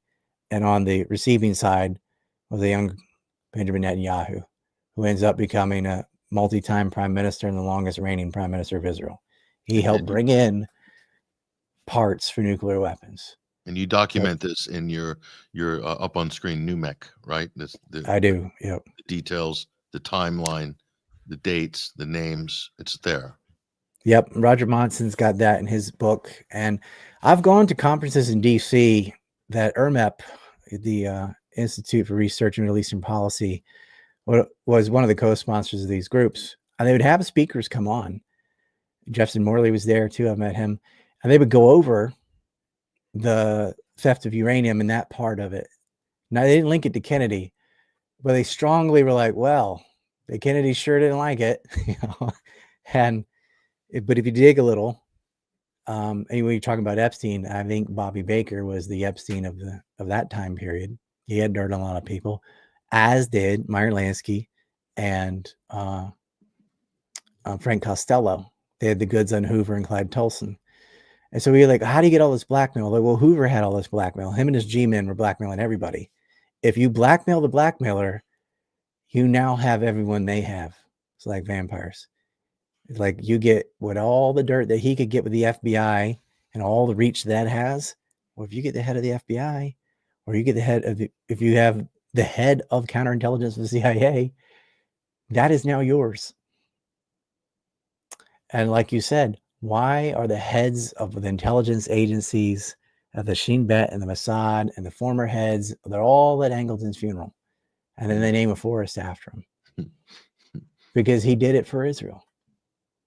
And with Kennedy out of the way, they were allowed to build nukes and invade their neighbors. And they started the 6-Day War and they grabbed all that property. And they held that all the way to the Yom Kippur War in 1973. So they annexed that land for another 10 years.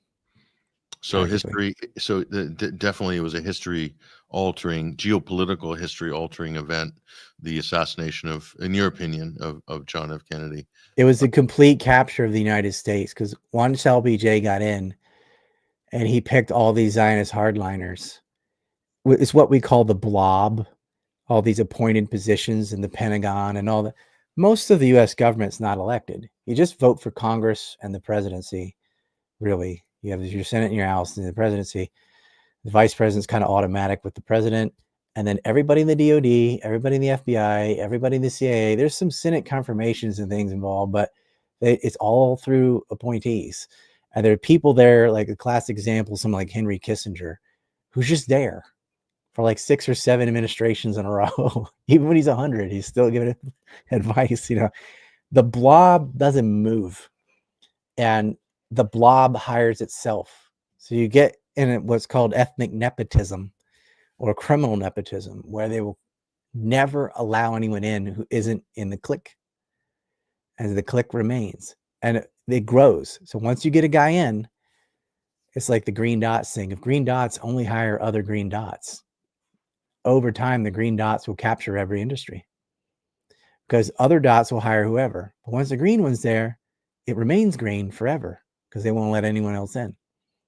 And that's how over time you end up with all the levers of power.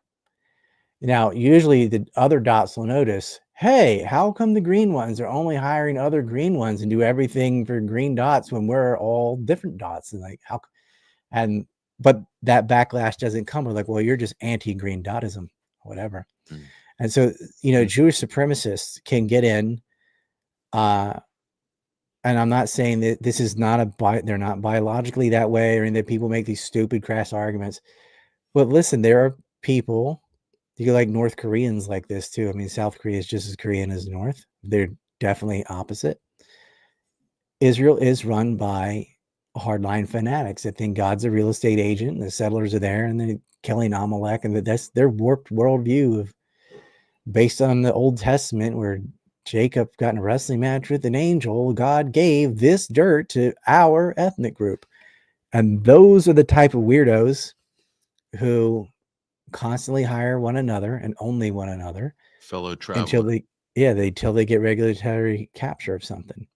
Yeah. And the same, if it goes media, banking, whatever it is, they will end up absorbing all levers of power within an industry by engaging in prejudiced hiring practices.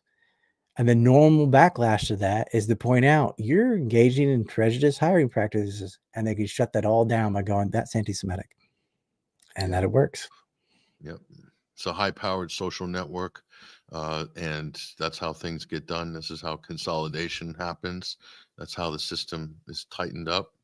And yeah, exactly. It's. I mean, the Italian mafia used to run California. They had the governor. They had most of the mayors. They ran that state. And, you know, Nixon helped that along too. He brought a lot of them in. It was very hard to break that. They run in Vegas. And of course, they would only comport with other Italians. That was part of the family. It's part of their, I mean, it's not Italians, it's these Italians. You know, they have this attitude. And the same thing with these Jewish Zionists. It's not a byproduct of genetics, obviously, and it's not the entire religion, because everybody interprets the same religion different ways. But it's the one that's useful for states are the fanatics. The version of Islam that's going to end up in Syria are the crazies. Yep. Because they are sponsored from the outside. Regular Sunni, regular Shia, they don't have a chance. Nope. Same in because Ukraine.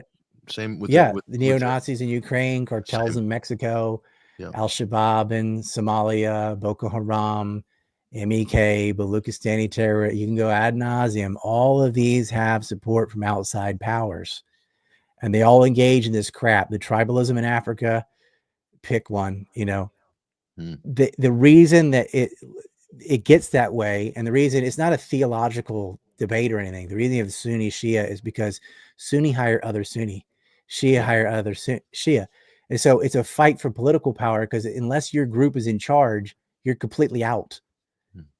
And so they both have legit arguments like, well, if we let the other side get in and they only hire one each other and not us, then they're going to have all the political power and they get the jobs and they get they want. It's not an argument about the lineage of Muhammad or anything of a theological debate. It's just tribalism with a religious theme.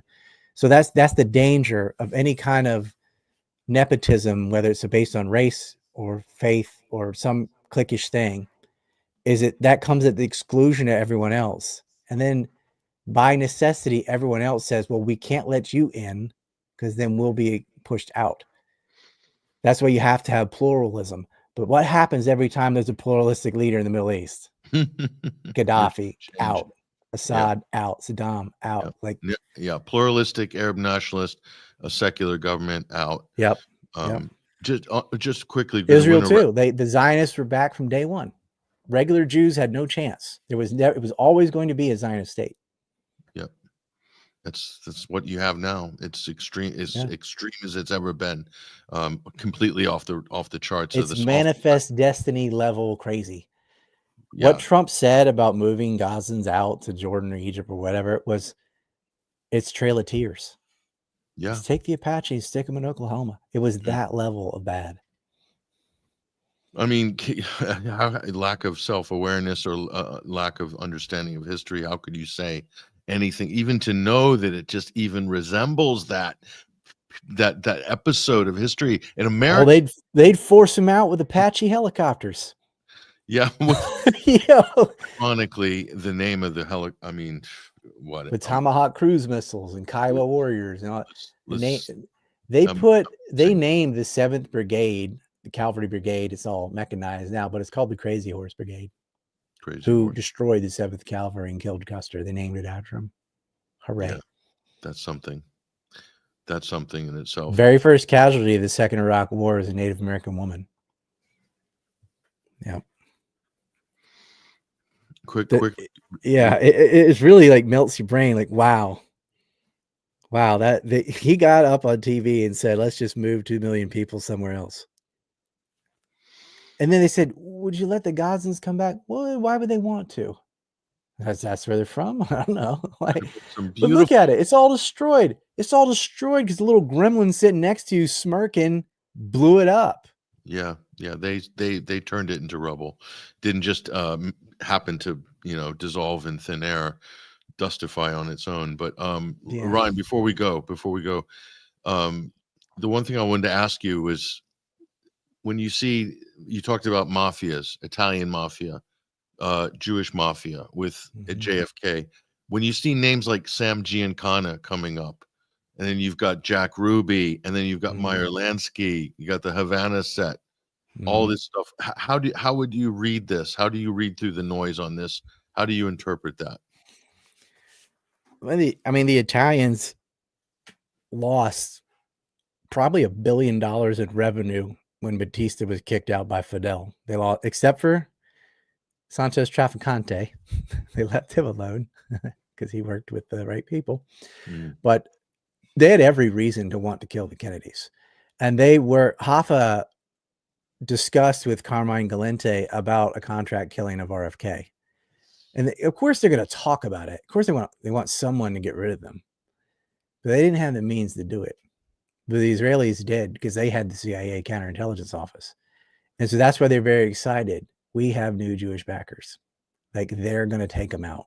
That was in the cable. Yeah, that's in the files. Yeah. And that's out of the Chicago outfit, which that's Giancana you're talking about. He was a wheelman. He was a driver. Very good at losing the cops and things. They shot him in the mouth to make him shut up.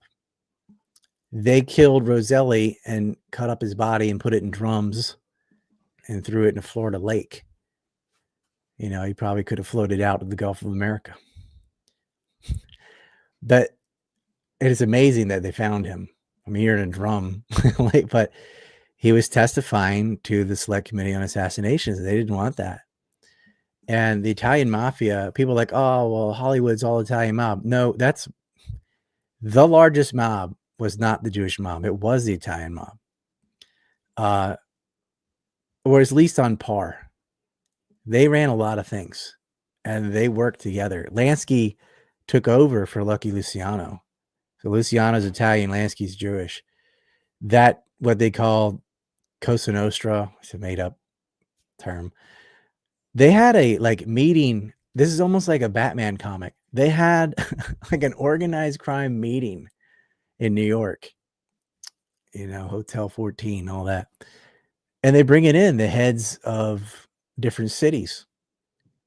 And a lot of them were Italian and a lot of them were Jewish. And they decided to work together. And as they had done, it wasn't like that in the beginning. They were very ethnic, segregated. But Lansky sort of tied the two together. And so Italians had more muscle and hitmen and things. And what happened was the great mafia cities like Chicago, Cleveland, New York, in the north, the business was moving south. It was New Orleans, Dallas, Miami. Why? Narcotics. Narcotics became the biggest revenue producer.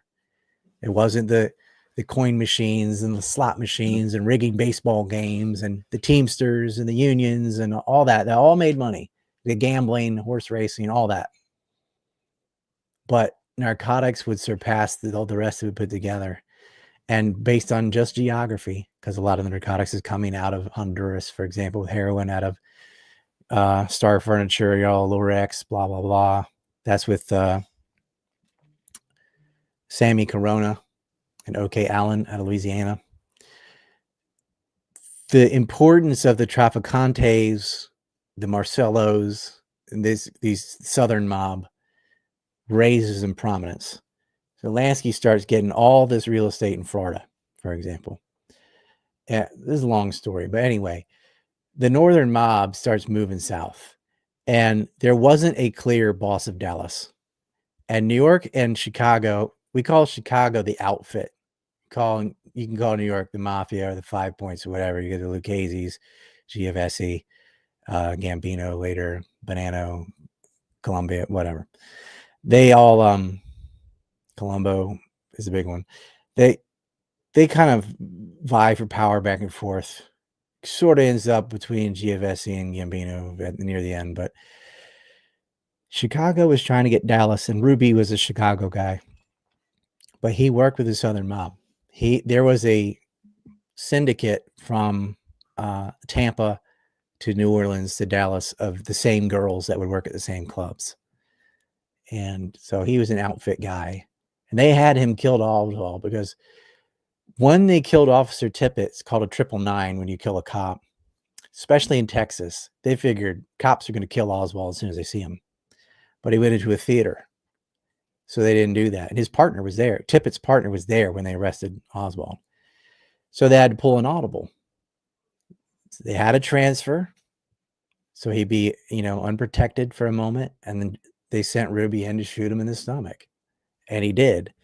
And he's pleading with the Warren Commission. He's saying all this ridiculous stuff about his people and the Jews and stuff. It's all there. It's in the Warren. Like, oh, the Warren Commission was a cover up. Like, go read Ruby's statements. He's telling you everything. And when they interview in the press, he's like, I can't say what I want to say. This goes all the way to the top.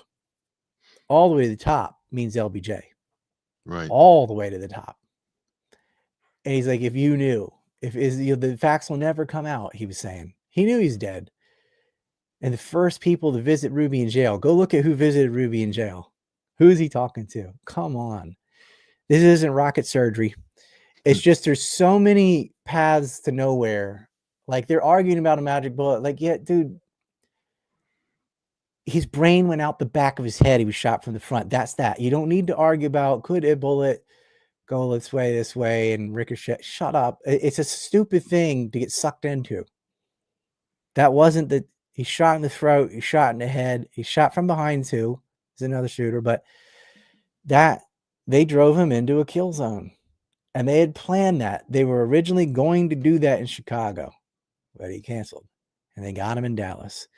But Bill Decker and all 75% of the police force were on Ruby's payroll. They would go to the Carousel Club with the girls. He had dirt on a lot of them too. He was a little not quite as successful as Mickey Cohen, but Ruby knew how to blackmail. He knew how to schmooze. And Bill Decker arrested suspects and let them go that day. He was the chief of police.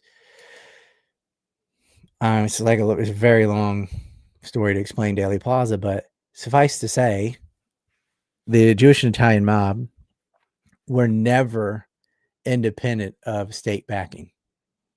They'd always had support. And a lot of it comes from the liquor giants, which the U.S. created because of Prohibition. That's right. Made the mafia as strong as it was. And the same thing happened in Russia. Same reason. Imagine Russia banned vodka. That didn't work. But when you create black markets, you create organized crime. And once they reach money to a certain level, they're able to be very professional and set up business fronts. And, they'd run stuff like they'd run a racetrack, and they'd have one in Mexico and one in the U.S. You're not allowed to gamble in the U.S., but you can in Mexico. So they would just process bets on the American races in Mexico. And then you'd have places like the U.S. National Bank of San Diego, which the mob ran, facilitating the money flow and the bets and loan sharking and blah, blah, blah. Any mob historian, someone like Doug Ballantyne, they can get into the nitty gritty of it. All these things they're doing. Nixon brings a lot of men. LBJ had a lot of men. They're all working for it. They hated the Kennedys. Kennedy was doing what Elon Musk is pretending to do. He really was going after the rot. Both of them. They were going after the rot. They were going after the money laundering. You're not going to showboat. You're not going to be an open mob boss like John Gotti did later. And he went to jail. You're stupid. It's supposed to be a secret society, idiot. And when you do stuff out in the open, when you get a little too famous, you get shot or cut up and put in a drum. The real hardcore mobsters aren't famous names because they didn't run their mouth and run around showboating everything they did. And some of the big money makers, they've reformed. And there's guys around today. Michael Francine, I like him, but he did definitely have a gas scam for a long time, made a lot of money. And he paid for it. So did his father, and he found Christ, and he's a good guy. I mean, I believe in second chances. I feel like somebody can totally change their life around, and that's someone who did. But he wasn't a big name, but he was a big money maker. But that's the thing. You don't know the big money makers. Well, you can, but it's not like Capone or the famous names, the Hoffas and stuff. They put the face out too much. And what Robert Kennedy especially, he was going in and putting face. He was having trials, and they're on TV, and people were laughing about it. People love lawyer stuff. People love court cases. O.J. Simpson dominated. Yeah, America. Oh, yeah. 2/3 of the world's lawyers are in America. Like, it is court drama, whether it's Johnny Depp to O.J. Simpson, they're sucked in, man. And you got to realize the gravity of this. When Kennedy was grilling these mobsters, it's interesting. It's the Kennedy brothers, and it's like the mafia, which Hoover denied existed. Yeah. But you're finding out, these mob bosses, these Dick Tracy like goons, which were based on mob, like Marvel Comics and stuff. When they're talking about the Magia, and when they have like Carmine Falcone in DC Comics, they call him the Roman. It's Carmine Galante.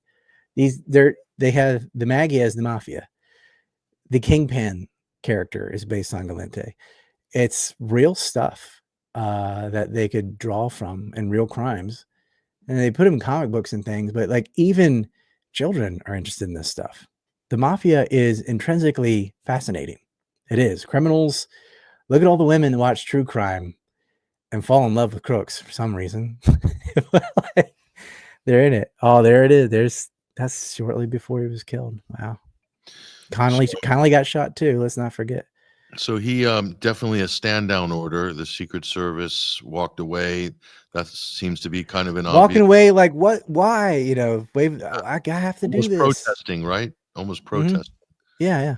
So we can safely say, just before we go, your final verdict, release of JFK Files. Is it a nothing burger? Is this Trump WWF? Is this the Blobs WWF? It's both. It's kayfabe, but in a way, even if it's a bunch of redundant files, nobody read the old files.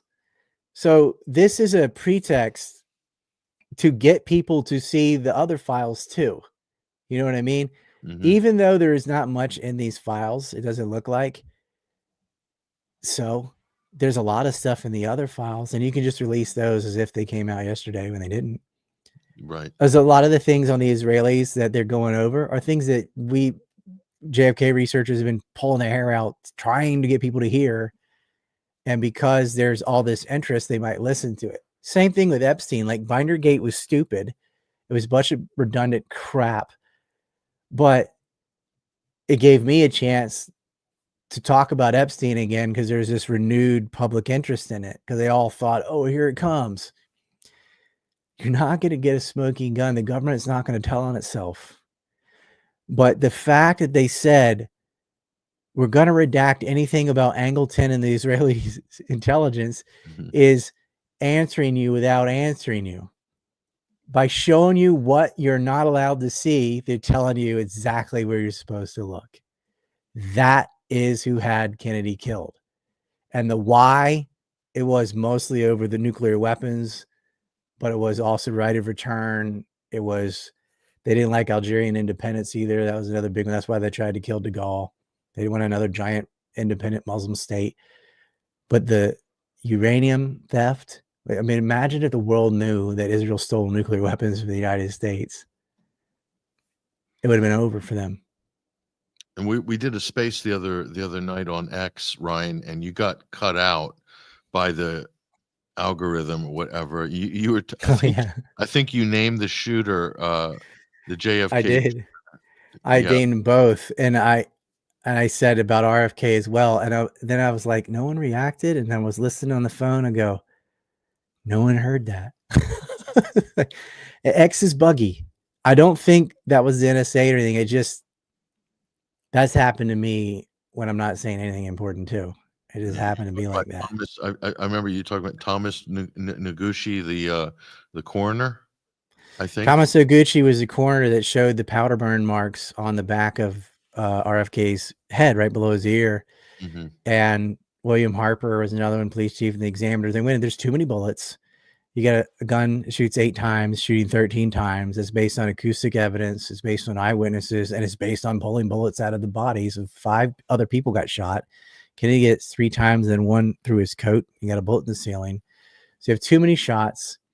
And you have different cannulars on the bullets. It's the rings that go in, that put it, when you put it in a clip, it helps it grip it. Thane's had 2 and the others had 1. Sirhan's had 1. Or it could be vice versa. Thane Eugene Caesars, who shot Kennedy. He worked for A Security all of a day. He was hired by John Alessio, who was a mobster. The other security guards at the Ambassador Hotel didn't have any bullets in their guns. Everybody dressed in brown was just there as like, you know, physical, like move. So you're talking about Robert F. Kennedy Jr. now. Yeah, Robert F. Kennedy. And because you brought up Thomas Noguchi, so he's a coroner for Robert, who showed, like, without a doubt, the shot had to be fired from an inch or less away, because you don't get powder burns. And they also did chemical tests on his suit. So that gun was, he went do like that. Shot him here, shot him in the neck, shot him through the like shoulder pad. And so there's, when you shoot a gun, you know, the flame comes out, like that's what hit him. They burned him. He's got powder burn. So you can't be 2 feet away, 6 feet away and make that happen, especially in front of somebody, hit him in the back. And CBS reporter saw Thane pull his gun out and shoot. He thought he was shooting back at Sirhan. And witnesses heard, you know, over 8 shots. They're like 12 to 14 was the consensus. And the FBI would just change statements and go 8. Like, I didn't say 8.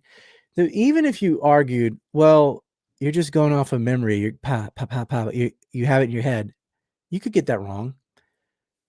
But if you said 12 to 14, they should write down 12 to 14. The fact that they changed it to 8 because they need it to be 8 means they changed what you said. So even if you were wrong, that still isn't what you told them. You can't just change what the witnesses say, but they did. And then, I mean, Harper got his car shot up before he was to test during the trial. And then Sirhan lawyers are Grant Cooper and Russell Parsons' stuff. They all work for the mob. Parsons was investigated by the head of the Senate Racket Committee, which was Robert F. Kennedy. Like, the people he's investigating are the lawyers for Sirhan. And they weren't there to defend Sirhan. They were there to defend themselves. They're like, this is all on you. It is not going to spread any further than this. Thane Caesar said he sold his gun. They know he has a 22 caliber gun because the cops all get one. He's like, I got a 36. Like, do you have a 22? Also, yeah, I sold it 3 months ago. Well, who to who? And they go and get the receipt, and he sold it in September, 3 months after he shot Kennedy. We have the fucking receipt. I don't know, like the acoustic evidence, the physical evidence, the ballistic evidence, the eyewitness testimony. They saw him firing. He himself said, yeah, I pulled my gun out, but I didn't fire it. Yes, you did. They saw you do it, and they heard you do it. And there's bullets in the wall from where you did it.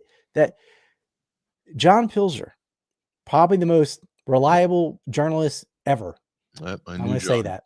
I knew John was there. He's behind Sirhan, and the person next to him got shot. Sirhan wasn't firing backwards. That was a shot probably that went through the coat, or one he missed. They hit a bystander. But the shots are hitting people behind Sirhan on that side of the room, because Thane is firing in that direction. And John said this, and he went on it.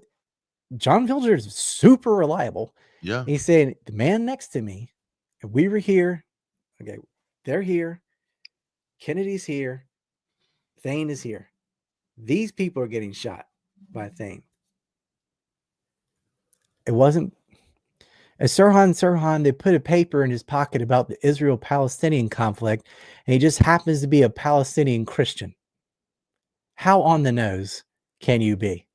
Or who they want to blame it on? Oh yeah, a Palestinian Christian killed Robert Kennedy, all by himself.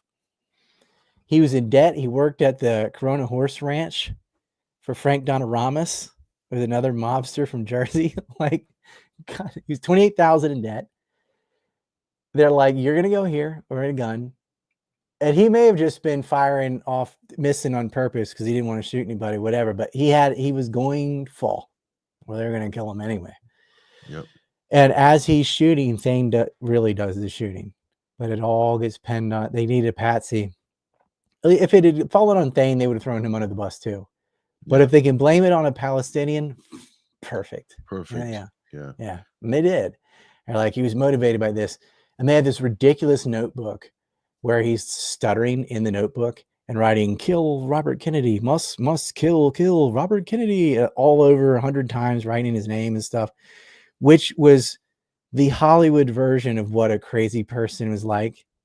You know, it's like The Shining. They just type kill. Please, Frank, Ramos, pay to the 5, the order, kill Robert Kennedy, scribbling all over pages and pages and pages, so that if he talks, well, clearly this guy's just nuts. And the picture they put him in the paper, his eyes are all like, go look up Sirhan paper. They're like, this guy's crazy, schizophrenic, multi-personality, whatever they got to say. Don't listen to him. And then all his counsel, his head lawyer had to drop off the case because in another case, he was tampering with the jury testimony. Like, he gets removed for getting grand jury testimony leaked because so they can intimidate the witnesses. But then Parsons steps in, so his co-counsel was even worse. It's the guy that Kennedy was investigating himself. And who paid for all this stuff? Well, that all goes back, and it's the same mobsters that end up in the Nixon administration. They ran what was called Westgate, California, and which Alessio was a shareholder and a director of. They're the ones that hired Caesar. He goes and retires in the Philippines. It's like,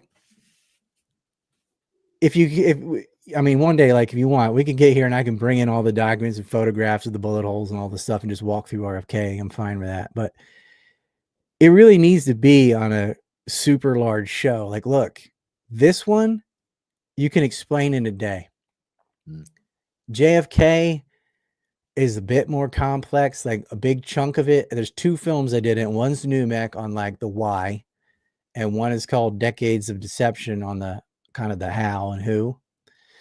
I really ought to combine those and just make a Kennedy film, because most of Numek's on the theft of uranium and most of Decades of Deception is just on, it's like a timeline of CIA operations, but that chunk in the 60s is on the Kennedys. But like I said in the very beginning, I just don't think it would matter, because Israel's committing genocide right now. And they've had umpteen assassinations. They assassinated, like last year, they were assassinating Hamas leaders and negotiators. There's a little bit of suspicion on the Iranian president's helicopter that just fell out of the sky. I think we should relook at that. I can't prove that was Israel, but damn, Right. if anybody, if that was sabotage, I mean, they might have worked with Azerbaijanis or something, but who would want to get rid of him? And yeah, I mean, routinely they killed the heads of Hezbollah. Like, anybody's going to negotiate, they just murder them. And then you have the pager attack, indiscriminate killing. This is what they do. Yep. They assassinate, which opens the door for assassination on themselves. I don't know if they realize that. If somebody pops Netanyahu, I don't know if it would work. It'd have to be a silver bullet, I think. I don't think regular bullets kill those things. I'm sure there's no shortage of people who would be up for the job, but you just get replaced. They're all the same. Yeah. You know what I mean? It's not like, oh, like there's no other super hardcore Zionist lunatic. Oh, plenty. They're all, oh yeah. Like, they're like, who would you like? Do you want? I don't want Benny. I don't like Gantz. I don't want Kabir. They're all like that. They're So all you gonna be fake. final verdict, final statement on the JFK files, Ryan. What do people need to take away from this experience? I think they're useful in the fact that it reinvigorates public interest in something that had kind of died off. But as specifically, these files are not going to give you the answer because they're not going to do that. Yeah, they're not going to ever turn on Israel. But I'm telling you, it was Israel. I think we kind of made a pretty good case given the amount of time. And yeah, I'll walk through it one day and we'll just talk about, okay, here's the beginning. It's just JFK. I kind of have COVID fatigue. You know, you just got sick of talking about it. It's like, I can't talk. I don't want to hear anything about COVID. It's making me physically ill. That is me on both JFK and September 11th. I will do it, but I hate it. I hate it. I just, I was listening to the Mario Space and they're just, oh, you know, Oswald went to Mexico. And I'm like, oh my God, just go away. Anything else? I can't deal with it. Like, I can't anything but that. I know what you mean. There's some stuff I can't touch because I've just oversaturated. I got saturated on Syria too after a while. It was like, if I have to explain the white helmet thing again, or the gas attack, or you know what I mean? That's me. I got a kind of visceral reaction to I'm only talking about this with you. I usually don't do Kennedy interviews. People are like, why don't you ever talk about Kennedy? I just can't. I can't do it. No more. I got so much shit for it. My life get turned upside down for tackling these subjects. That's a real thing. I lost a lot of money. I put in a lot of 16-hour days working 2 jobs in Japan and stuff. I have health issues from it, from being forced out, you know, and canceled on everything. Affected me. Yep. And that hurt my family too. And I'm like, we're not going through that. I'm not going to walk through Kennedy and deal with the backlash unless it's on a show that's sizable enough that they can't cancel it. Yep. Like once it's out, and I can just and never have to ever explain it again. I'm like, just go watch it on that show. I'm done. That's where I'm at. But the final thing is, yeah, these files were worth it in the fact that it invigorated public interest, and that's healthy. It's just I'm already seeing today, because I'm on opposite time zones. You know, I get up, I look at X. Oh God, it's already gaining Alex Jones. You know, it's becoming a tar baby. I knew they were going to do that. And it's like the dumbest is the loudest.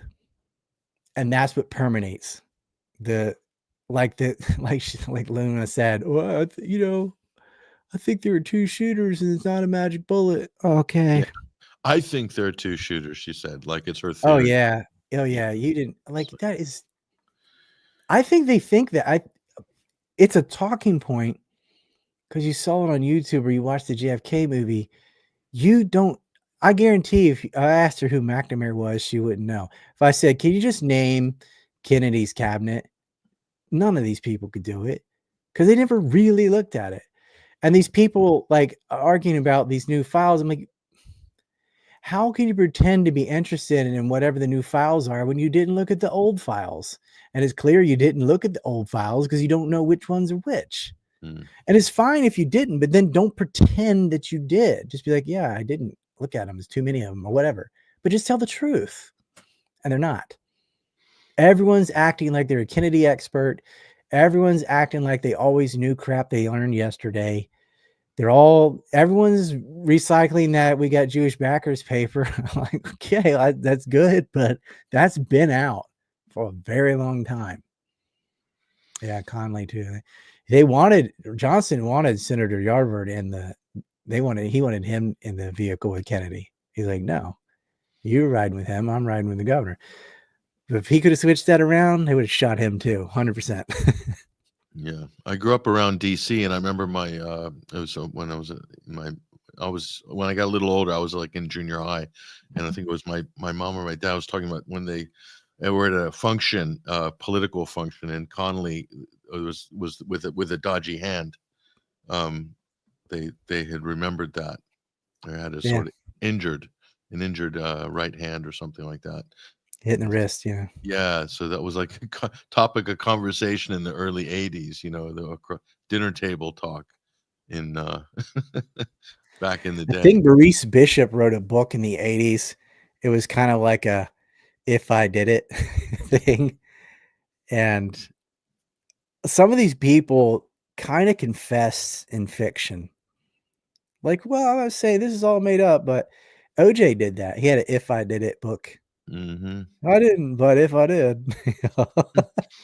Shameless. Yeah. Yeah. Well, I think if people want to know the why of what's behind this, I think Which is the Ryan most important thing. Yep. Go watch that. It's free. do NewMec on Rumble. Encourage people to go there. Go to Rumble. Type in NewMec Ryan Dawson. You'll come up to this copy of NewMec.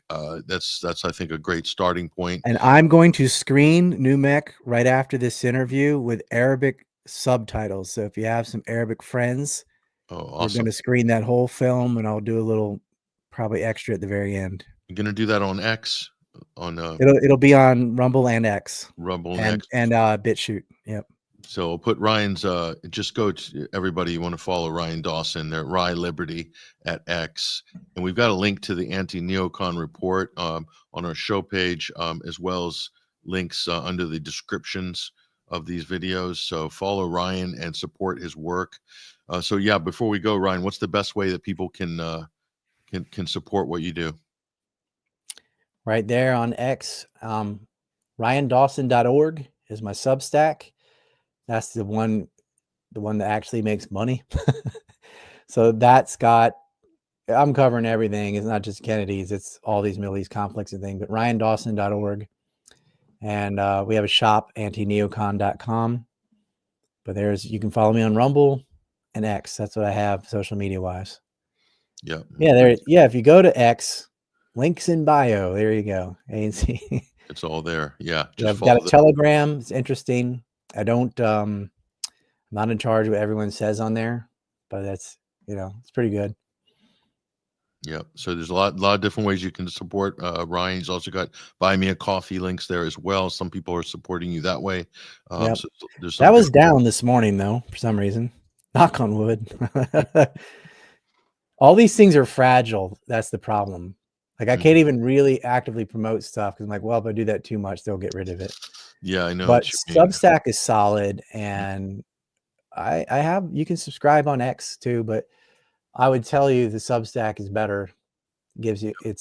I put way more content there because X doesn't let you put up MP3s, for example. So it's better than nothing. But if you're going to subscribe somewhere, then choose the Substack or ANC Report because they get the best things. Yep. Okay, Ryan. Well, look, I appreciate you and your time. It's obviously it means a lot to you, this topic. You've done a lot of work on it, and you produced some fantastic films as well. Thank you. And we will feature your NewMec at 21st Century Wire on Sunday. Oh, that's screening. Awesome. Yeah. That's awesome. We'll be pushing that out on Sunday to all of our audience. That comes with a map, like that green map on my door. I think the first comment or in the description on Rumble where you can get that map. And that's like, look, the film is free. But if you're like, that was a good film and you want to kick over some shekels, you can get a map. Yeah. And the map does help. It's a lot of names and a lot of information. And that visual, my mic's kind of in the way, but that green one back there. On the back, on the door. Yeah. Yeah. On the door gives you all the movers and shakers. Yep. So that's something you can get a hold of, folks, and it's there's a lot of information there. It's good data to have. Helps to connect a lot of important dots. It bleeds right into the white one above it too, with Epstein. That's why I have them positioned that way. That's the Epstein. That's actually on the top. One giant map. Yeah. Yeah, exactly. And you can get both of those from ANC or from your store, right? Yeah. Yep. AntiNeocon.com. You can get them there. Yep. And I'm waiting for the big soft pillow or the duvet cover of the Epstein client list to go to bed. I'm not putting Epstein clients on bed sheets or pillows because it's weird to have pedophiles under your head. Yeah, that's not good. Yeah. I was like, oh, we could do. Oh, wait, I can't do that. So it's a Teddy poster. bear with the T-shirt. It's just not going to work. Yeah, it's just not that topic exactly. Yeah, It's not gonna. It's not. That's not gonna happen. Right. I have a hoodie and a T-shirt, but I feel like here's a conversation starter. Go walk into a pub or something with a map on the front, client list on the back. I feel like, where'd you get that? Let them know. And yeah, I have got hours and hours and hours of videos explaining those maps. Be a good icebreaker down in the bars in West Palm Beach and oh yeah, but if you're going to a protest, wear Mar-a-Lago, those. show Oh up yeah, just walk around Mar-a-Lago. Mar-a-Lago with the Epstein hoodie. I think that'd be fun. Yeah, Ryan Dawson, thank you again, and hope you have a great day.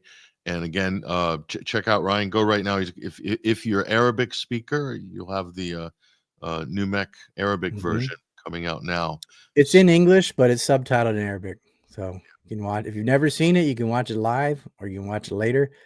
But this one is shareable with Arabic titles. So if you have someone that sort of speaks English, but would like, it is, very complicated topic, and they're an Arabic speaker, we have it in Arabic.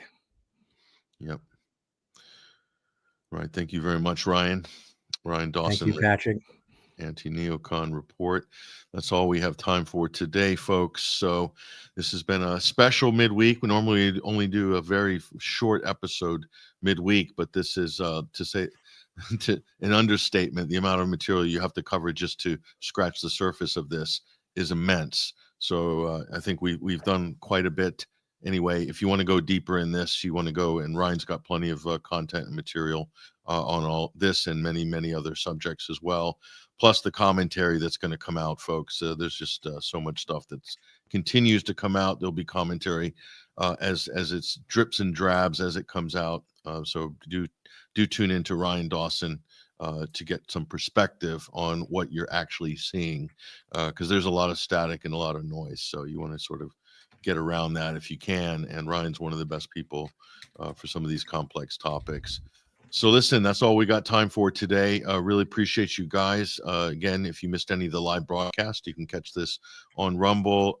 It'll replay on X and YouTube and at 21stcenturywire.com, and check out our archive as well of Sunday Wire and Midweek Wire programs. And we've got one new program we're going to launch, I hope, this week, but we'll see. So that'll be some of our new programming. Appreciate your support from people who've donated during the winter fundraising drive. People subscribed to 21wire.tv, the monthly subscription. That's the best way you can help us. I know some of you guys love our content. We need your help now more than ever, because we have big plans. We want to do a lot more, and we need your help to do it. So we appreciate everything that we get. We'll put it to very good use. But that's all we got time for. I'm your host, Patrick Henningsen. Take care, you guys. All the best.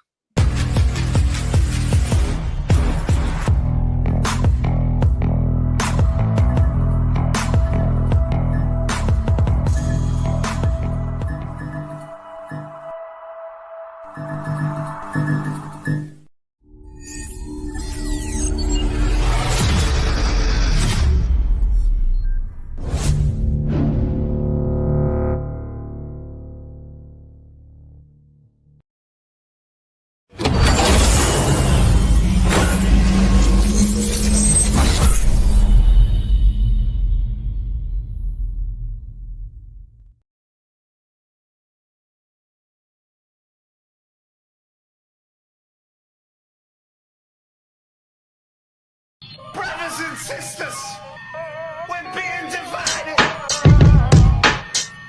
Don't believe what they say. Hold on to your soul.